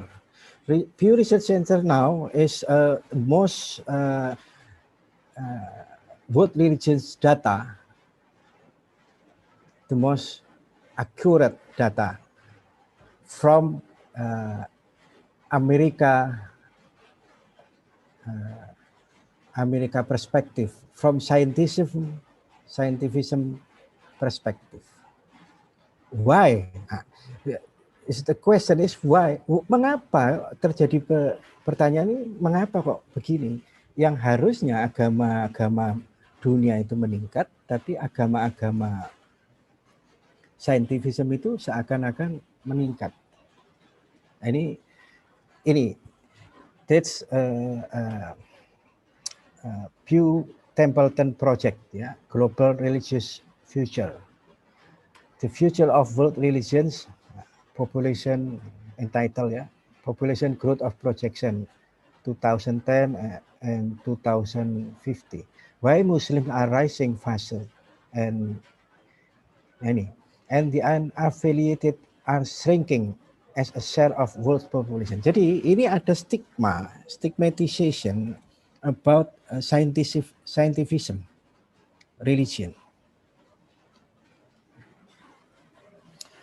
Jadi kalau kita lihat data di Indonesia, pertumbuhannya bahkan Indonesia yang dianggap sebagai agama dengan penduduk dengan agama Muslim tertinggi di dunia itu akan menurun.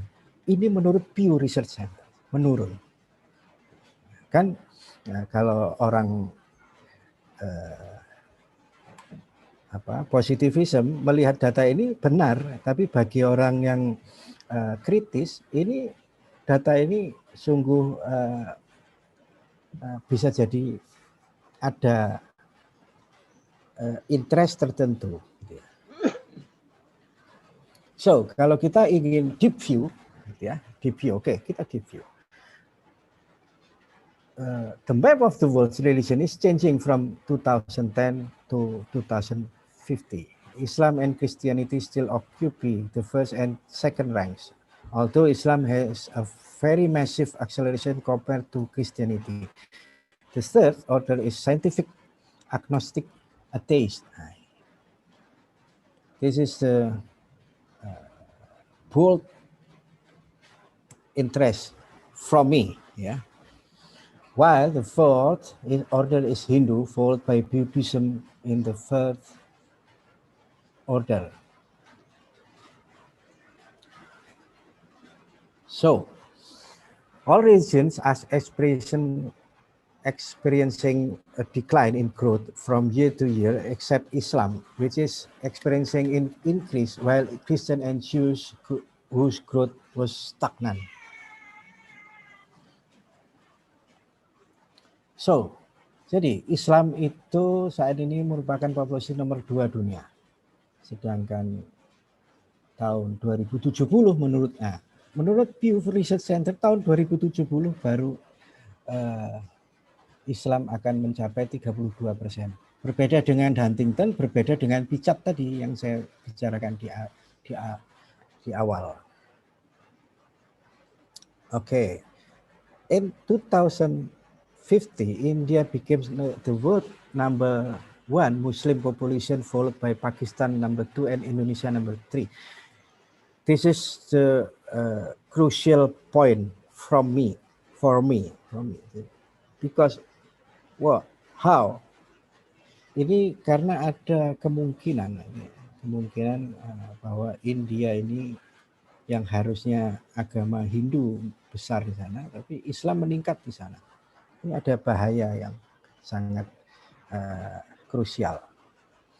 So, jadi 10 negara dengan populasi religiously unaffiliated terbesar, yaitu berturut-turut Cina, Amerika Serikat, Jepang, Vietnam, Prancis, Inggris, Korea Selatan, Jerman, Brasil, dan Korea Utara. Jadi, the religiously unaffiliated ini, atheist, agnostic, and people who do not identify with in any particular religion, ranked third, rising 9% from 1.1 billion in 2010 to 1.23 billion by 2050. Di mana saja itu? This is the projection of Pew from Pew Templeton Project. Yeah. So, factors contributing to the dynamic of religion change itu because of fertility and mortality rates life expectancy, age structure, religious switching, and migration. And then dynamic change can happen because war, famine, disease, technological innovation, political upheaval.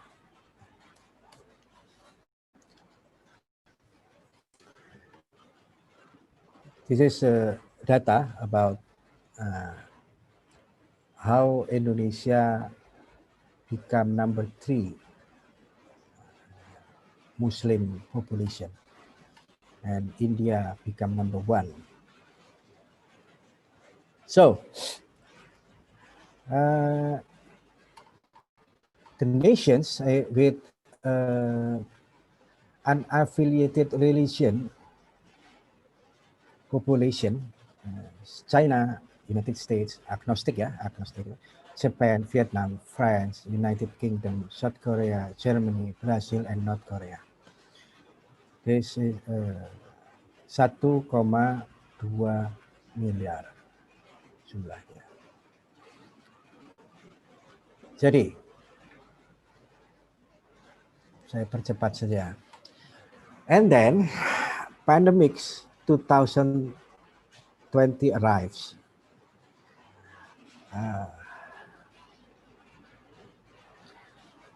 Menurut riset dari Clark et al. Gitu ya, mengenai dampak COVID-19 pada populasi global itu 1,7 miliar orang yang terdiri dari 22% dari populasi global dari 7,8 miliar penduduk dapat mengalami peningkatan risiko COVID yang parah jika terinfeksi.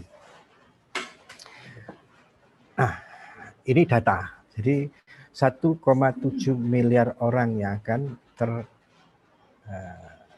terpapar COVID. Nah, presentasi populasi pada peningkatan risiko tertinggi di negara dengan populasi lanjut usia, di negara Afrika, dan prevalensi HIV/AIDS, dan negara-negara pulau kecil. Jadi, about 1 in 5 people worldwide, if they are infected, have an underlying health condition, but the risk varies greatly with age.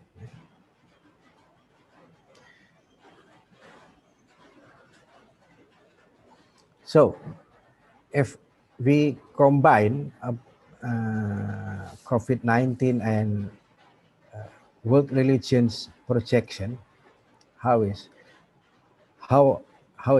what happened then? Ya, COVID-19 datanya berdasarkan jumlah kematian relasinya dengan jumlah penduduk menunjukkan epicentrum berada di benua Eropa dan Amerika. Epicentrum of COVID-19 is in continental Europe and America.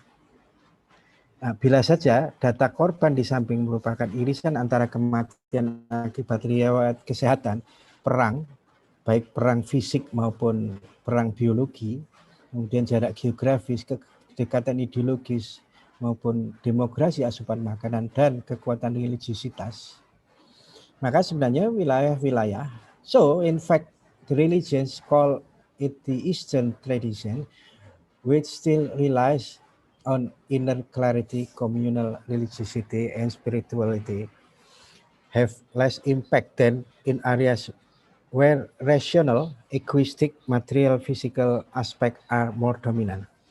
Apakah benar itu? Oke. Kalau kita lihat, the decline in the growth of higher adherence religion will occur in Christian, Jews, and religiously unaffiliated here and here. Jadi, penurunan pertumbuhan penduduk pemeluk agama yang lebih tinggi akan terjadi pada Kristen, Yahudi, dan agama-agama agnostik, ya, ateis, ya, dibanding agama lain, akibat pandemi COVID-19 yang ditengarai tetap berlanjut. Jadi ini data, saya hanya menyampaikan data. So, now, apa sebenarnya interest atau kepentingan statistik agama-agama dunia itu apa memang benar? Ya. Jadi pertanyaan saya itu sebenarnya gambaran Pew Research Institute ternyata berbeda dengan prediksi pertumbuhan yang disampaikan Huntington, terutama persentase penganut agama Islam. Menurut Huntington, agama Islam menjadi agama dominan tahun 2025, sedangkan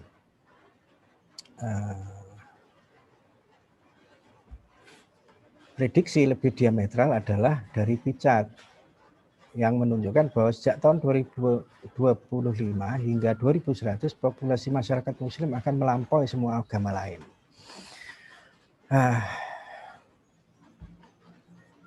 Nah, ini menunjukkan bahwa terdapat kepentingan statistik yang sangat menggiring persepsi kita. Mengapa itu bisa terjadi? Apakah memang agama Islam dan agama-agama timur seperti Hindu dan Buddha itu akan turun? Hindu and Buddhist is decline, and Islam too.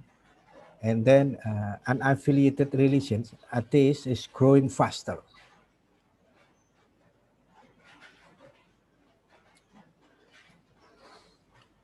Jadi, if we combine gitu ya, from Pichat, ini tahun 2000, 2000 Muslim growing faster and Christianity is declining. So, jadi bagi saya, gitu ya, prediksi Huntington sebenarnya tidak begitu akurat dibanding dengan perhitungan Pichat. Proyeksi yang sebenarnya dikutip Huntington, tapi malah yang ditunjukkan adalah data dari ensiklopedia dunia Kristen yang disusun oleh Barrett, yang masih menunjukkan kekuatan pertumbuhan populasi dunia Kristen. Jadi pertanyaannya kemudian, why did prediction from Huntington and Pichat state that Islam would become the majority religion in the world by 2050? 2025, based on the findings of the Pew Research Center, moving slowly and shifting to 2050.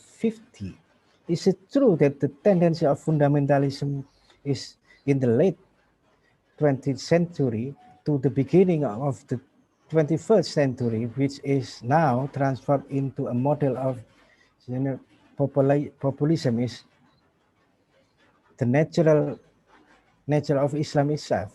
Or is it true, as Nasser said, as a representation of stigmatization or by design over Islam or other religions?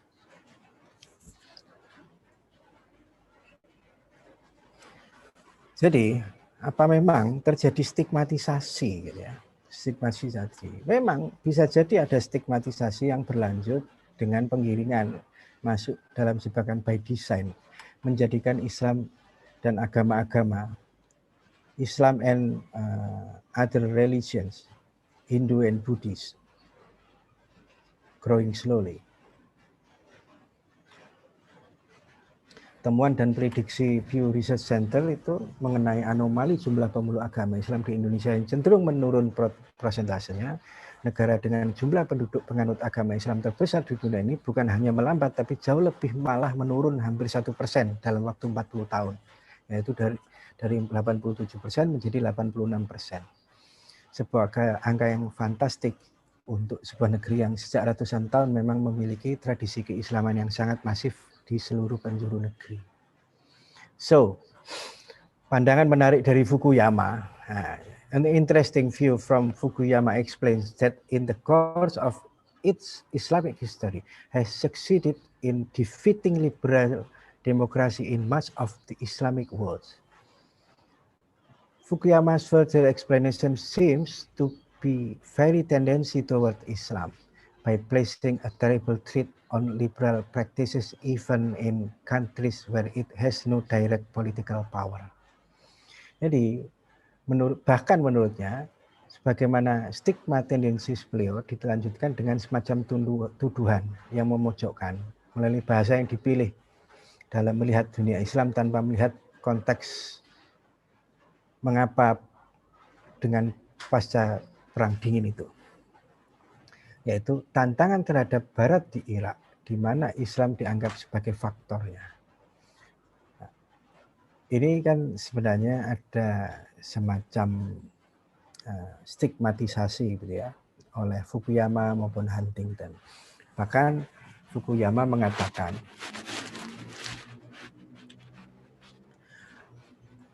although his power was shown by Islam in its current revival, however, it still leaves the question that this religion has no call outside the area that is culturally Islamic.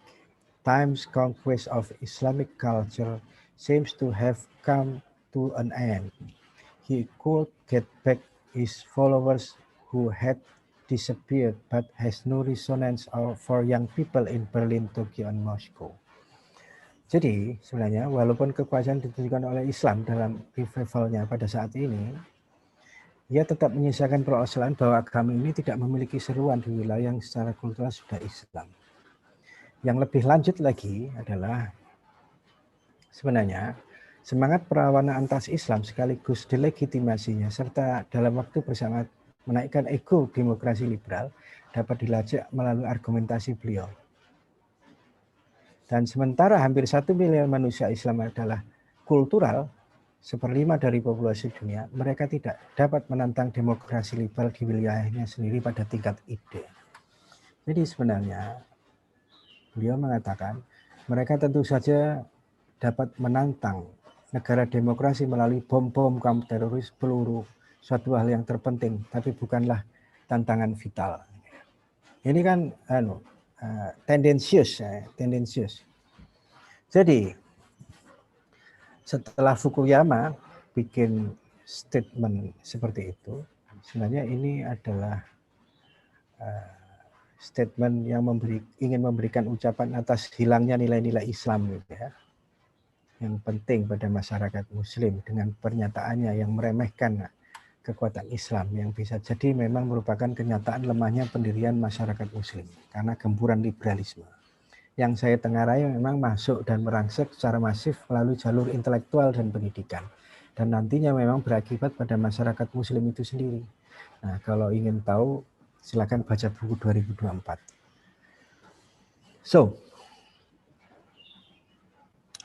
ini kalimat Fukuyama lagi yang lain. Sesungguhnya dunia Islam akan tampak lebih mudah diserang oleh ide liberal dalam jangka panjang daripada sebaliknya. Karena liberalisme semacam ini telah menarik para pengikut Muslim yang lebih banyak dan kuat selama 1,5 abad yang lalu.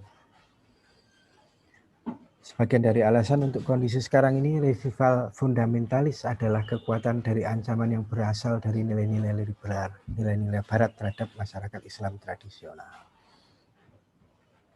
Nah, kalau kita combine lagi gitu ya dengan kalimatnya Fukuyama dan gurunya Huntington lebih keras lagi gitu ya. The underlying problem for the West is not Islamic fundamentalism. It is Islam. Jadi Islam itu sendiri yang jadi masalah bagi Barat. A different civilization whose people are convinced of the superiority of their culture and are obsessed with the inferiority of their power. The problem for Islam is not the CIA or the US, Department of Defense. It is the West, a different civilization whose people are convinced of the universality of their culture and believe that they're superior. If declining, power imposes on them the obligation to extend that culture throughout the world. These are the basic ingredients that fuel conflict between Islam and the West. Jadi, menurut Huntington memang sebenarnya bukan masalah fundamentalisme yang jadi ancaman Barat. Ya Islam itu ancaman Barat. Islam sendiri melihat Barat itu ancaman, terutama ancaman liberalisme. Yang ini berbeda. Dan ini adalah, this is the point about how Huntington memecah belah. Apa memecah belah itu? Membenturkan antara Islam dan Barat. Sebenarnya there is a argument about Hindu and Buddhist yang the same with Islam, with West, with West, ya, dengan Barat sama. Huntington juga mengatakan hal yang mirip. Jadi bahwa sebenarnya yang menjadi dasar Islam itu sendiri, gitu ya. So what next? What next? Jadi any statistical data can. Jadi ini ada lagi data yang lebih dahsyat, yang terbaru ini. Apa? Data dari Bill and Melinda Gates Foundation.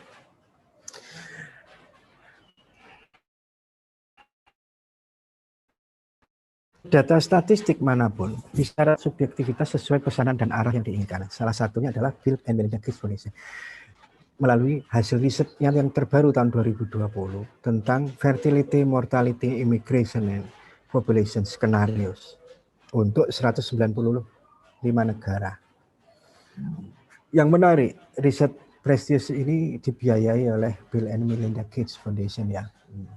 Kata kuncinya bagaimana menurunkan populasi dunia melalui penguatan pendidikan untuk kaum perempuan dan penggunaan alat kontrasepsi. Dan itu berhasil, ya, berhasil.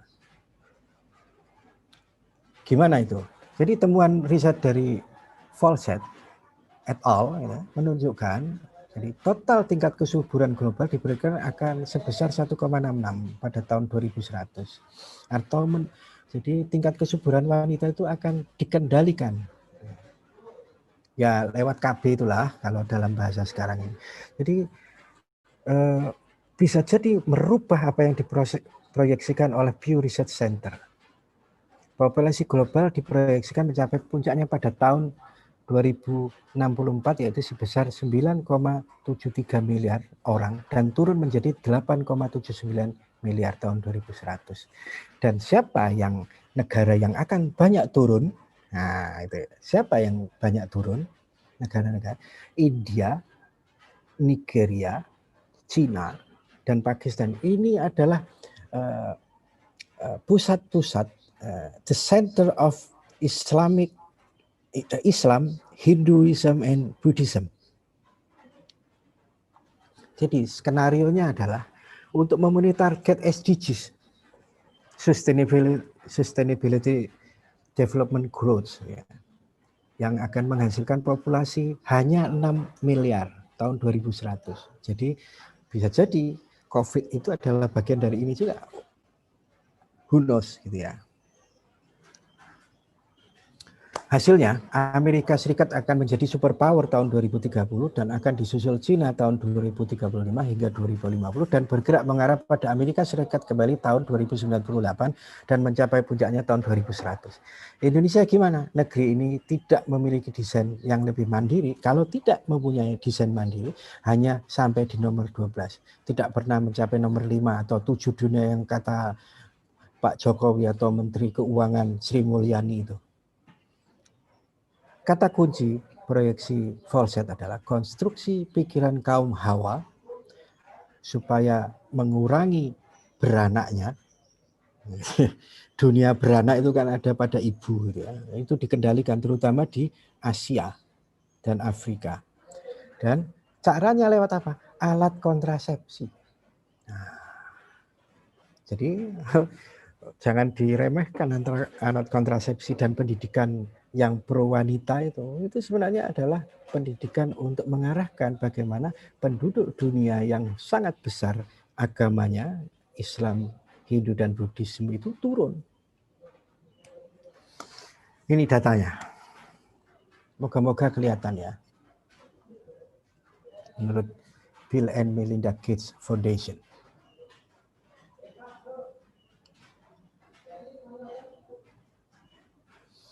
So, next.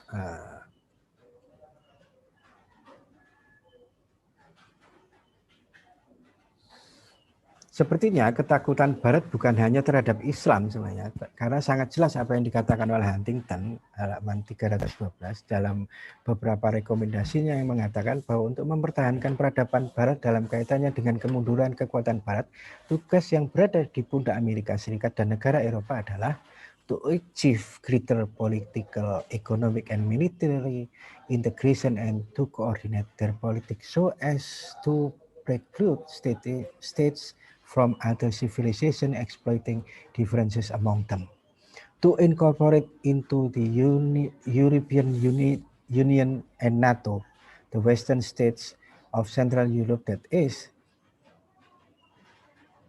the Visegrad countries, the Baltic republics, Slovenia and Croatia, to encourage the westernization of Latin America, and then to restrain the development of the conventional and unconventional military power of Islamic and Sunni countries.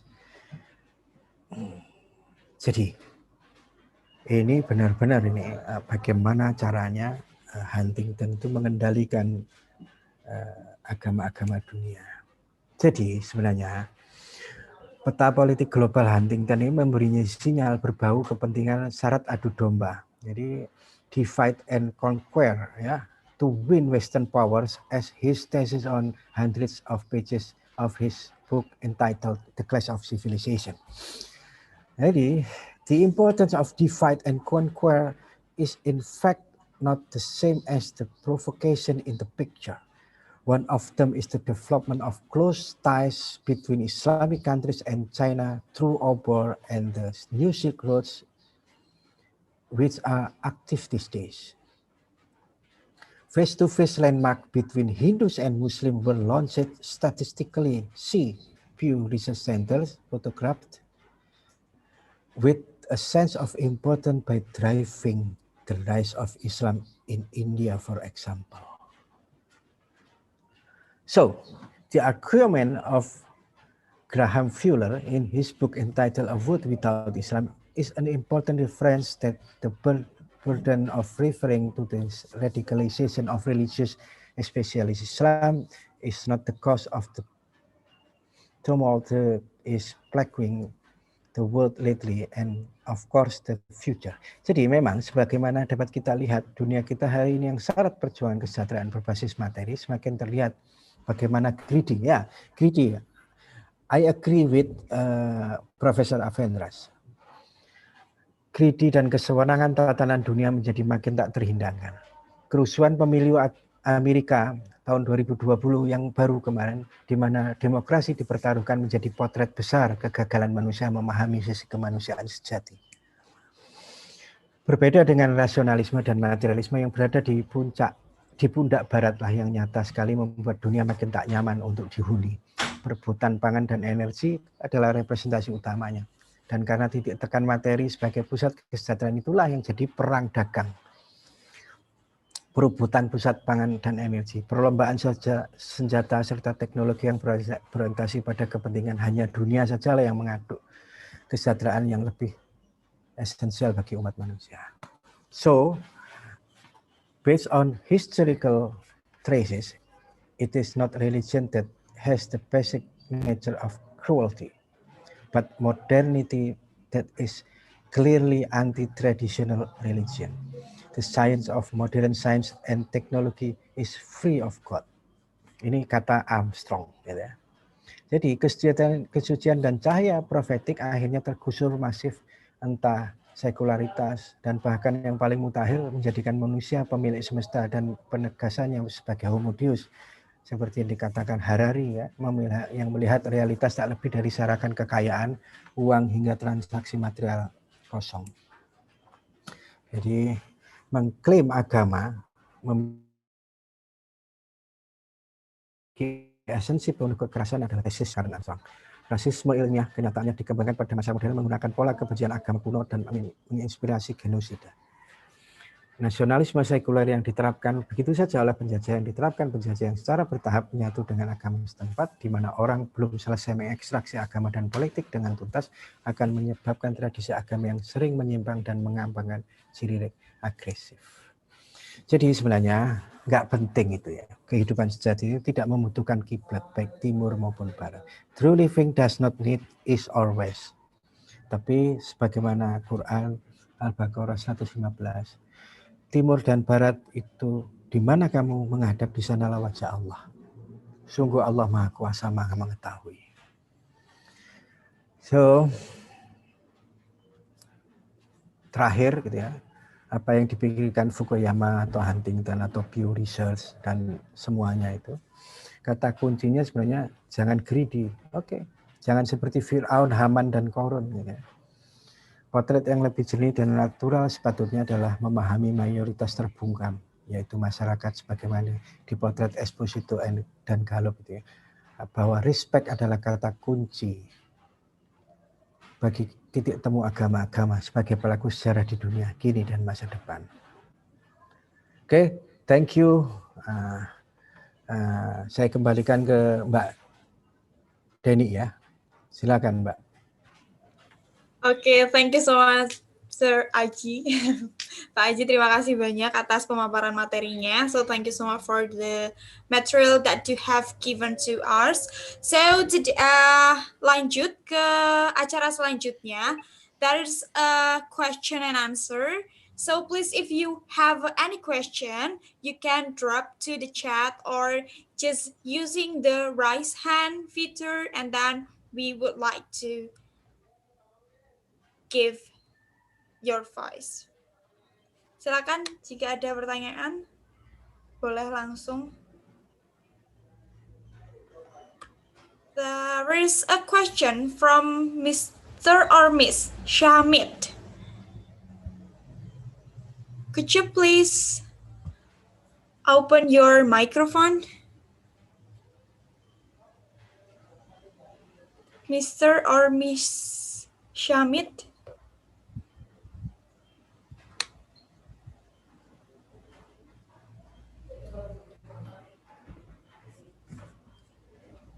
Hello, hello.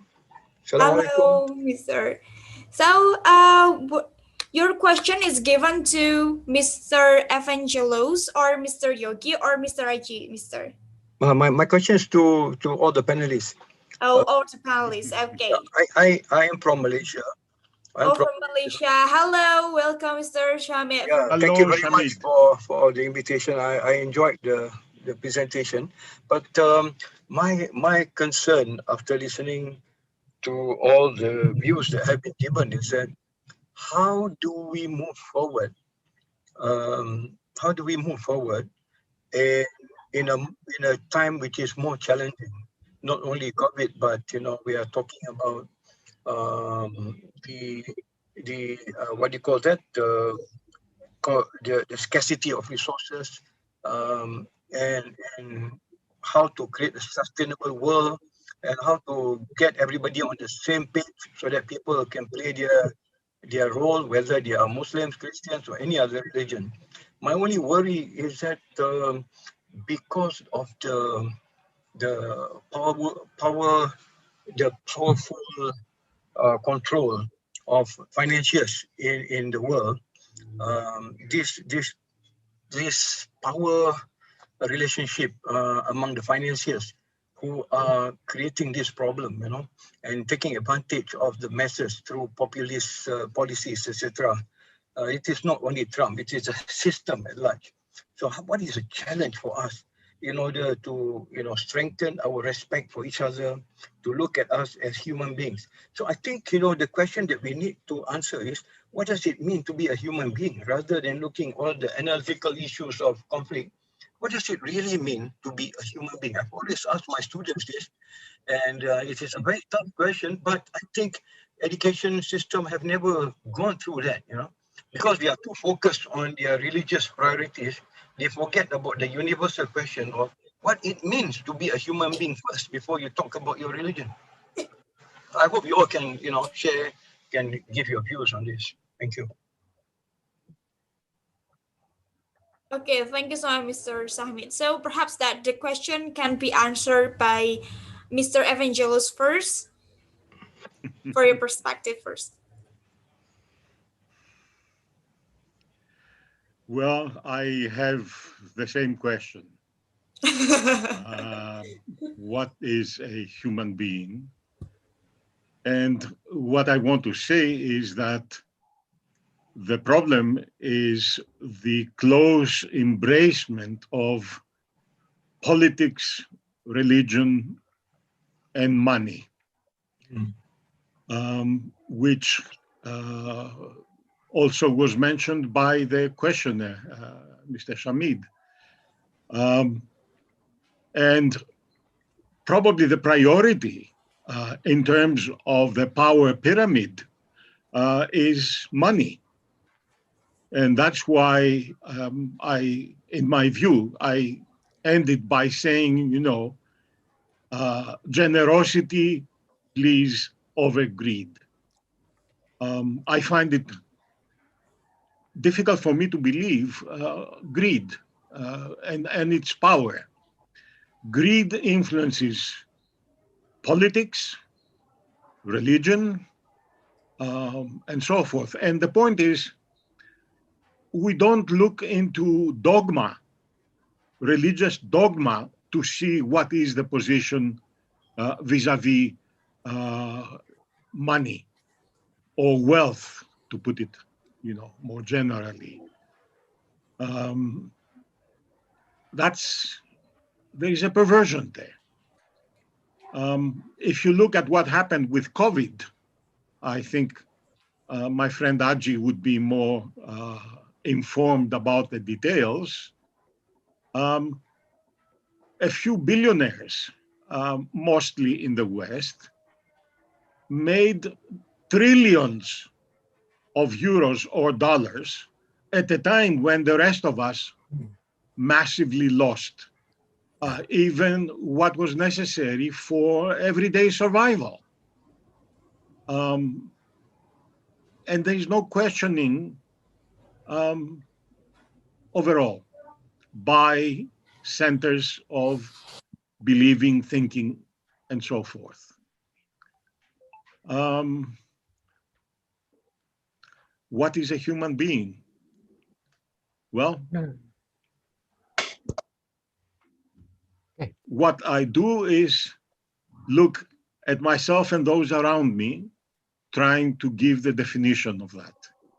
I look at my students, I look at my colleagues, I look at my friends, but I don't want to give a list of attributes that define the human being, therefore excluding very large numbers from inclusion into the category. Thank you. And thank you, Shamid. Okay, thank you, Mr. Evangelos. So next, perhaps that Mr. Yogi can give your insight for this question for Mr. Shamid. Hello, Samit. Do you read me? Do you hear me? Hello. Yeah. Yes. I hear you. I hear you very clearly.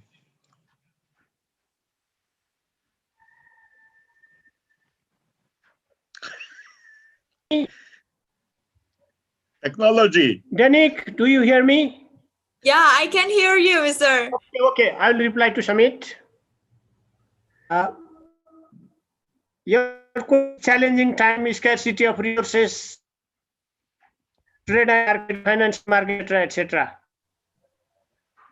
I guess Malaysia is one of the best country to deal with the outside world. I think still Malaysia is in a very comfortable and safe position, as I had opportunity to go through a book, the autobiography of Dr. Mahathir Mohamad, the book A Doctor in the House, a very big book.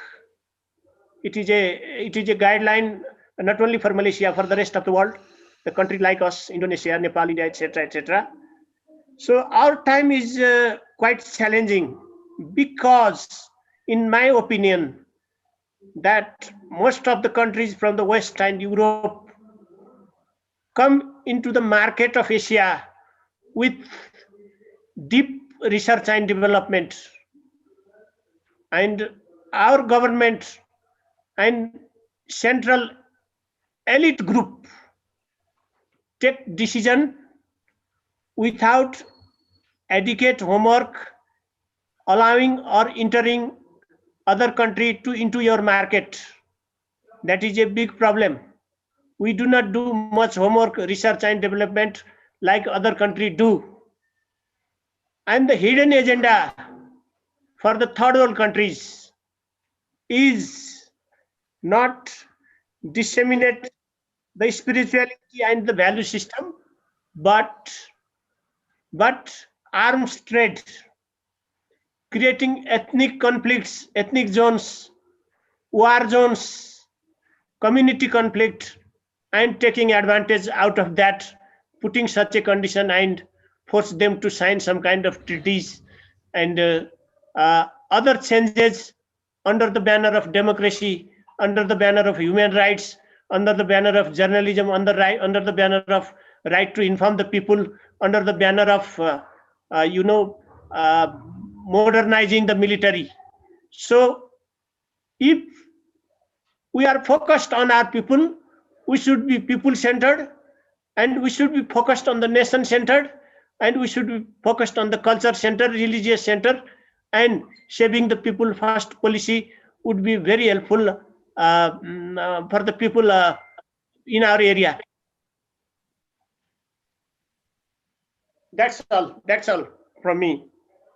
Okay, thank you so much, Mr. Yogi. So how about you, Mr. Raji, about that question from Shamit? Yeah, creativity is about the bold of human race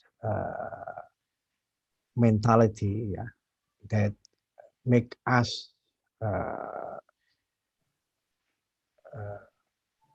to get block others, yeah, war and a growth of technology with no intention of values of religions make us misunderstanding.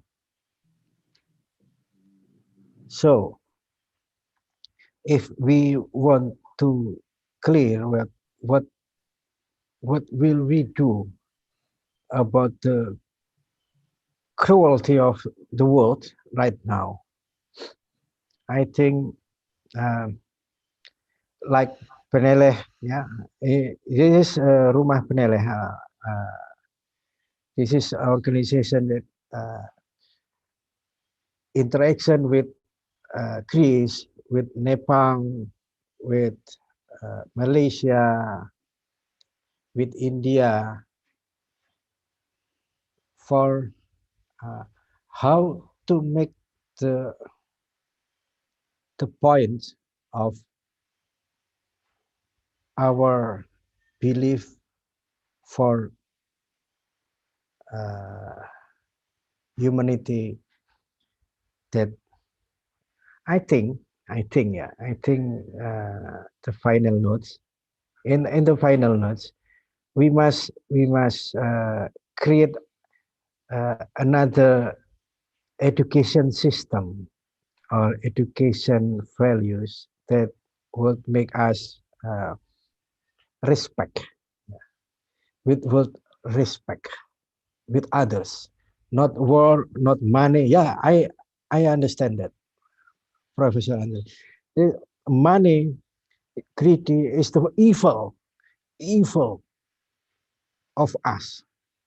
I think this that.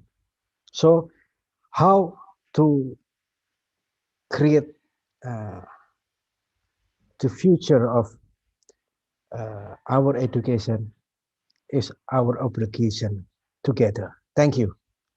Okay, thank you so much, Mr. Raji, for that answer. Yeah. Okay, how about Mr. Shamit? Can you accept that answer, or do you have any achievement, another achievement that different with our panelists? No, I don't have any other argument, but I think there is a book by Howard Gardner from Harvard. It's called Five Minds for the Future.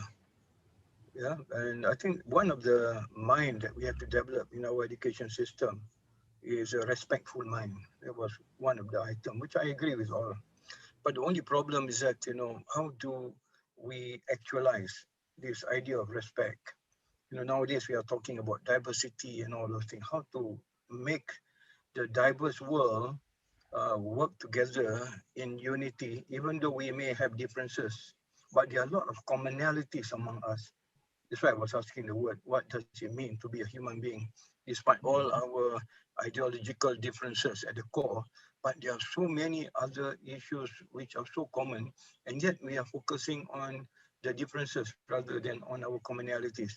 My perspective is our education system should allow for exposure. The only worry I have is that today our education system seems to be very what you call very homogeneous, in the sense that you don't have a chance to even see and learn together with people who are different from you. Perhaps this online education might be one potential area where we can make people from different cultures, different religion, learn about something that is common, but nothing like actual exposure. For example, visiting other places, trying to understand their situation. I had that opportunity in my life. That's why I'm asking this kind of question. I studied overseas. I live in a co-op with different people. Those things you cannot buy. You cannot learn from the textbook. Um, you have to live through, and then you'll appreciate that that commonality. But unfortunately, we are nowadays becoming more and more what you call that more and more withdrawing into our own groups, our own identity, because of fear, maybe because of fear, and sometimes it could be because of the what do you call that, the political agenda, etc., to divide and rule. As you all know. Uh, so even in US now, we are having that same problem, division. So I think education system at least could start by finding out how we can create diversity within our own schooling system, where people learn together. When I was in my younger days, now I'm in the 70s now. In my younger days, You're uh, still young. we are still young, yeah. I'm from Penang, where in Penang it is very cosmopolitan. We in our school system, we are together with many races together in the same class. But nowadays, you see, things have become more polarized. When it's polarized, how do you learn how to respect the other? Because you can only identify with who you are, and you will focus on differences.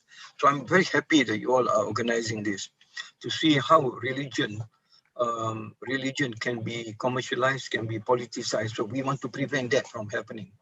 We want to make religion as a positive force that can, it doesn't matter whether you are belong to any other religion. To me, it does not matter at all, because I want to see goodness in the person. I want to see, the building of a community together with that person, because I don't see the color and the religion as an obstruction. But it has been used by the powerful people, the political system, etc., to create that kind of division so that they can divide and rule. So I think, if we can start somehow by having the education system that encourages respect, as mentioned by our panelists, I think that would be a good start. Learning how, it's not reading about respect, it is actually living in the environment of respect. That is more important. And that exposure, I think, is lacking. I think that's my view. Thank you so much, for inviting me. So please, next time when you're organizing something else, please don't forget to invite me as well, okay? Thank you very much. Assalamualaikum. Waalaikumsalam Waalaikumsalam. warahmatullahi wabarakatuh. Well, thank you so much, Mr. Shamit, for that. By the way, my name is Syed Hamid Al Junid. Oh, Hamid. Not Shamit. Okay, sorry Ham- about Oh, that. Hamid, Hamid is Hamid, become Shamid. ayo, Yes, Hamid. oh, Al ayo, Junaid. ayo Okay. Hamid, Hamid, ayo kita jalan sama-sama dengan peneleh. Thank you very much. Thank you. Yeah. Inshallah, please invite me. Ya, Happy to be part of you. Okay, thank you so much, Mr. Hamid, for the question. So, is there any question so far for that? I mean, that the other question. Is there someone who wanted to ask something for our topic today, the future of religion? Denik. Yep. Oh, yeah, okay. Yeah. My pleasure. Don't ask me. Don't ask me.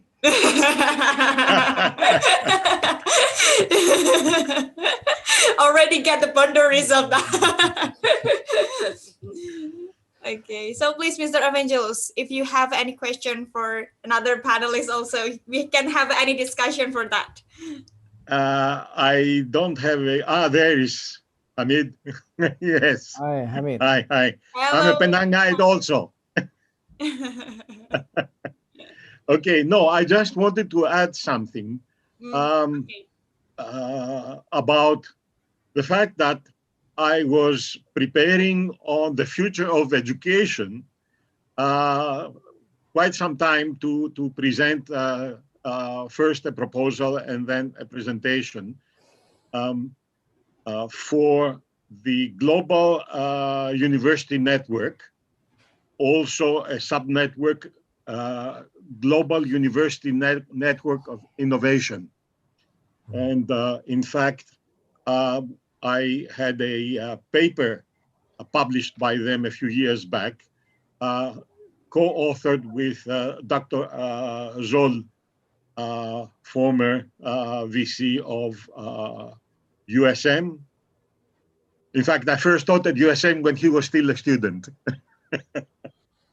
But to come back to the issue of education, about last year, about a year and a half ago, in Surabaya, I presented a paper with my proposal for an archipelagic university for Indonesia, interfaith, activist, and Penele.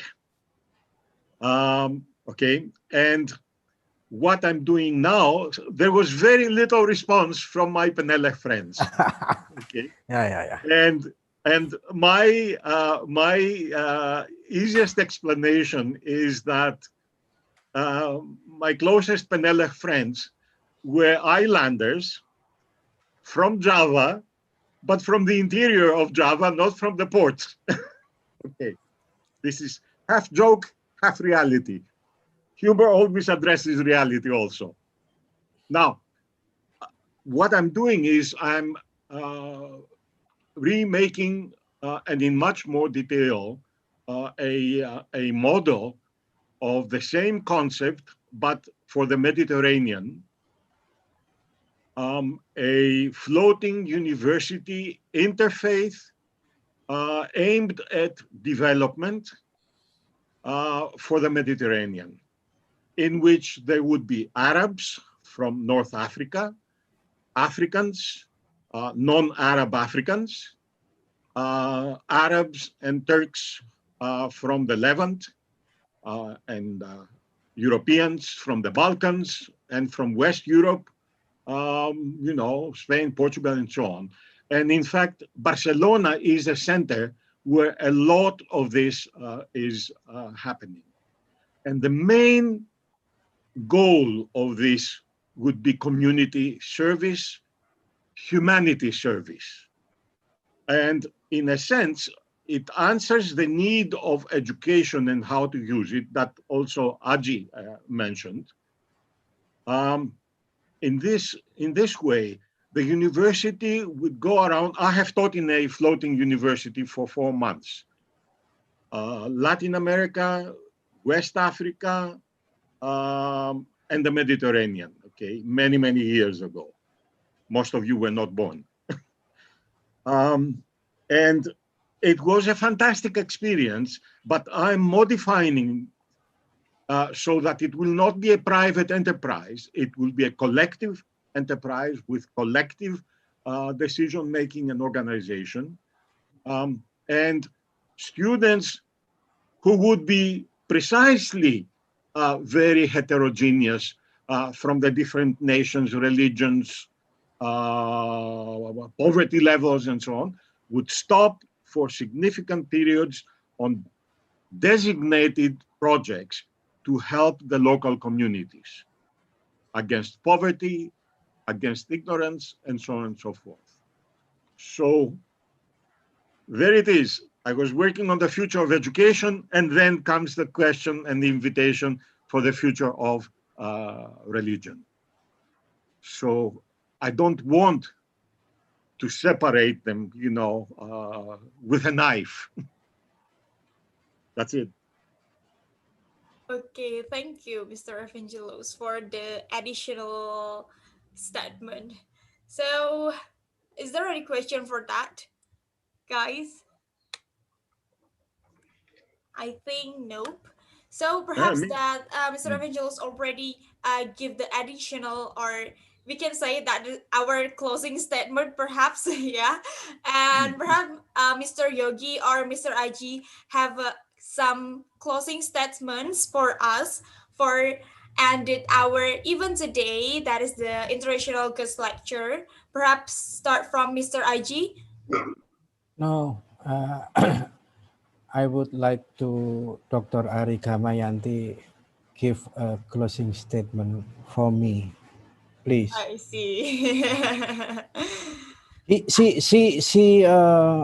is a director of Invisible. Penele. Invisible. Yeah, no. He's silent.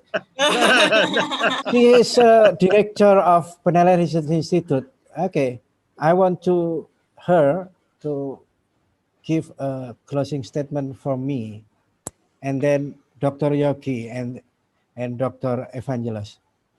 Okay. Please.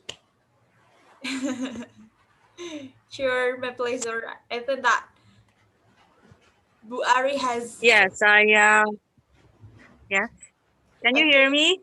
Yeah, I hear your voice.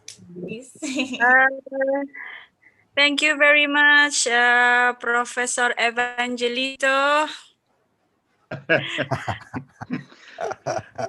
That's the In affective Greece, diminutive. in Greece, it was said that if you put ito in the end of a name, it means that dearest or love. So our Professor Evangelist, that whom we love so much, we hope so much that to see him again in Indonesia, and to see our campus in Sumbawa. Right now, we are in Sumbawa, in an island next to Lombok, because we are overseeing the development of our campus. So we hope that all of you, Professor Evangelos, I hope you are fine, and also, of course, Dr. Aji. And thank you so much for have this enlightening sharing session, and we can see how uh, actually what I can conclude is everyone in this room, in this Zoom room, believes that we should live in a coexistence, and religions, probably the future, it will never die. Why? Because it is the root of humanity.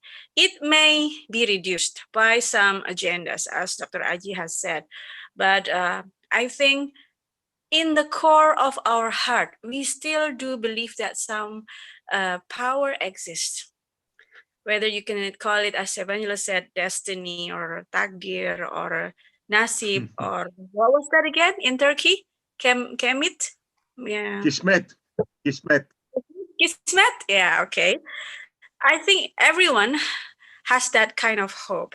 And that kind of hope is the one that actually make us a better human, because without hope, we will be hopeless. So hopeless is not a word that we like. We would like to say that with hope. So if we are sick, we do hope that to get better. And when you hope to get better, you kind of would want to have the universe help you if you don't, quote unquote, believe in God. So thank you for sharing, and thank you also for our new friend who has just contributed to such a lovely dialogue from Penang. Please leave your Mhm. number with us so we can contact you Hamid? again. Mhm. The crew, yeah. So thank you, and I do hope that we can have this kind of session again. Although unfortunately, I think the COVID will prevail for some times, but I hope it will not be for long because we are human. We need also touch and other expression rather than just faces. Thank you. Big hugs to all of you. Thank you. Assalamualaikum warahmatullahi wabarakatuh. Waalaikumsalam warahmatullahi wabarakatuh. That is a good closing statement, Miss Ari. Thank you so much. And perhaps that can be continued by Mr. Yogi. Can you hear my voice? Yes, I'm hearing you. May I put some concluding remarks from my observation? Yes, please do. Yes. First of all, I would like to express my heartfelt thank for kindly listening this presentation, including my presentation. And I would like to express my warm regards to Professor Evangelos and Dr. Aji. Penele has great opportunities and also challenges when I think there are challenges equally. So I think Penele with such a strategy we can do some of the it's too small. So a lot of things to do. At the same time, every society develop all-round development, then uniqueness should be kept at the center program for every including curriculum in education, primary universities, and professors. Raised this question because from the experience of my own country, in the religious sectors, the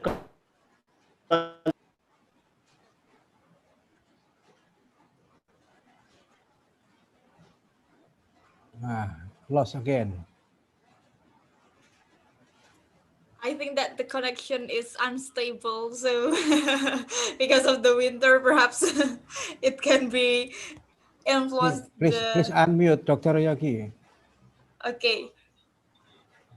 Unmute your speaker, Dr. Yogi.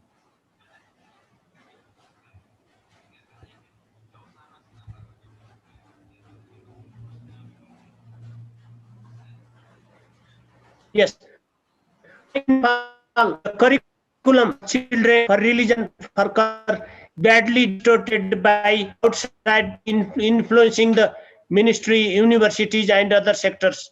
So every country has to be very careful whether those who prepare university schools and primary schools and nursery schools curriculums, the bureaucracy, the politics is under influence of the outside.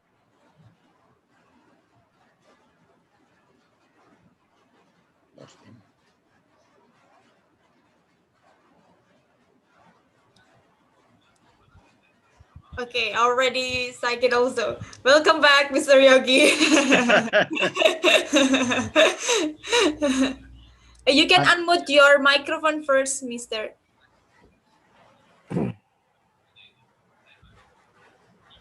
Not yet.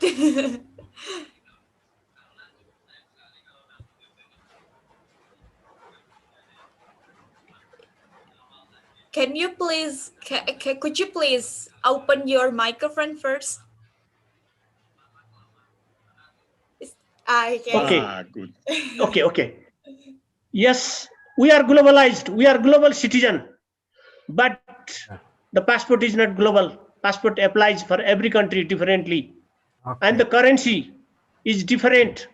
So, in education, in trade, in national arms supply policy, and the new military intervention and the technologies is applied against certain section of the population. We have witnessed several wars in last 20, 30 years. So every country has to develop their homegrown strategies to survive for the future, their culture, their religion, and their economy, their education. So finally, education system has to be on the demand supply basis. What a country demands and technology, science, it has to be carefully programmed by the country by creating their homegrown strategy. And finally, right and wrong, the country itself has to decide, and every country has some hidden agenda as part of their national security secrecy in the archives that is hidden. So the hidden agenda of the outside powers should understand by country like Indonesia, Malaysia, Nepal, India, Sri Lanka, or many other countries from the world who are tagged as underdeveloped and the third world country. They have to be very, very, very careful in implementing their policies and inviting outside powers under the banner of peace, development, security, human rights, democracy. So we have to develop our homegrown strategy first that is suitable for our soil and water and the jungles, perhaps jungles of Malaysia, jungle of Indonesia. So that has to be suited with this nature, with the culture, with the history, with the religion.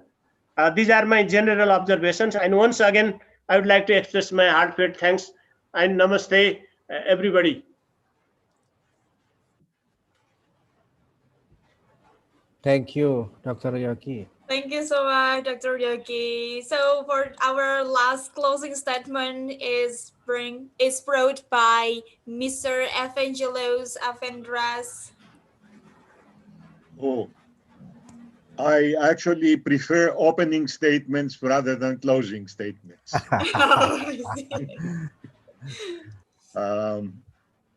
And my opening statement is, I hope, parenthesis for some, I pray that our cooperation will become stronger and stronger, that we think together, that we innovate in the face of all these challenges, health, environment, imperialism, control. Some other time, I'll add to all these. And I do really hope that we can, and we have a lot of power, in fact, among us, that we can promote critical thinking among the new generation, critical, analytical, and solidary values. And I really do hope that soon we'll be able to also meet face to face, be able to touch, greet, eat together, walk together, all these human things that have been taken away from us from this particular context now. And for the future of humanity, all the things that each of us believes in and appreciates, may they develop, grow roots and fruit and flowers. Looking forward to seeing you in reality and not virtually as soon as possible. Thank you very much. And I appreciate and Penele in my heart.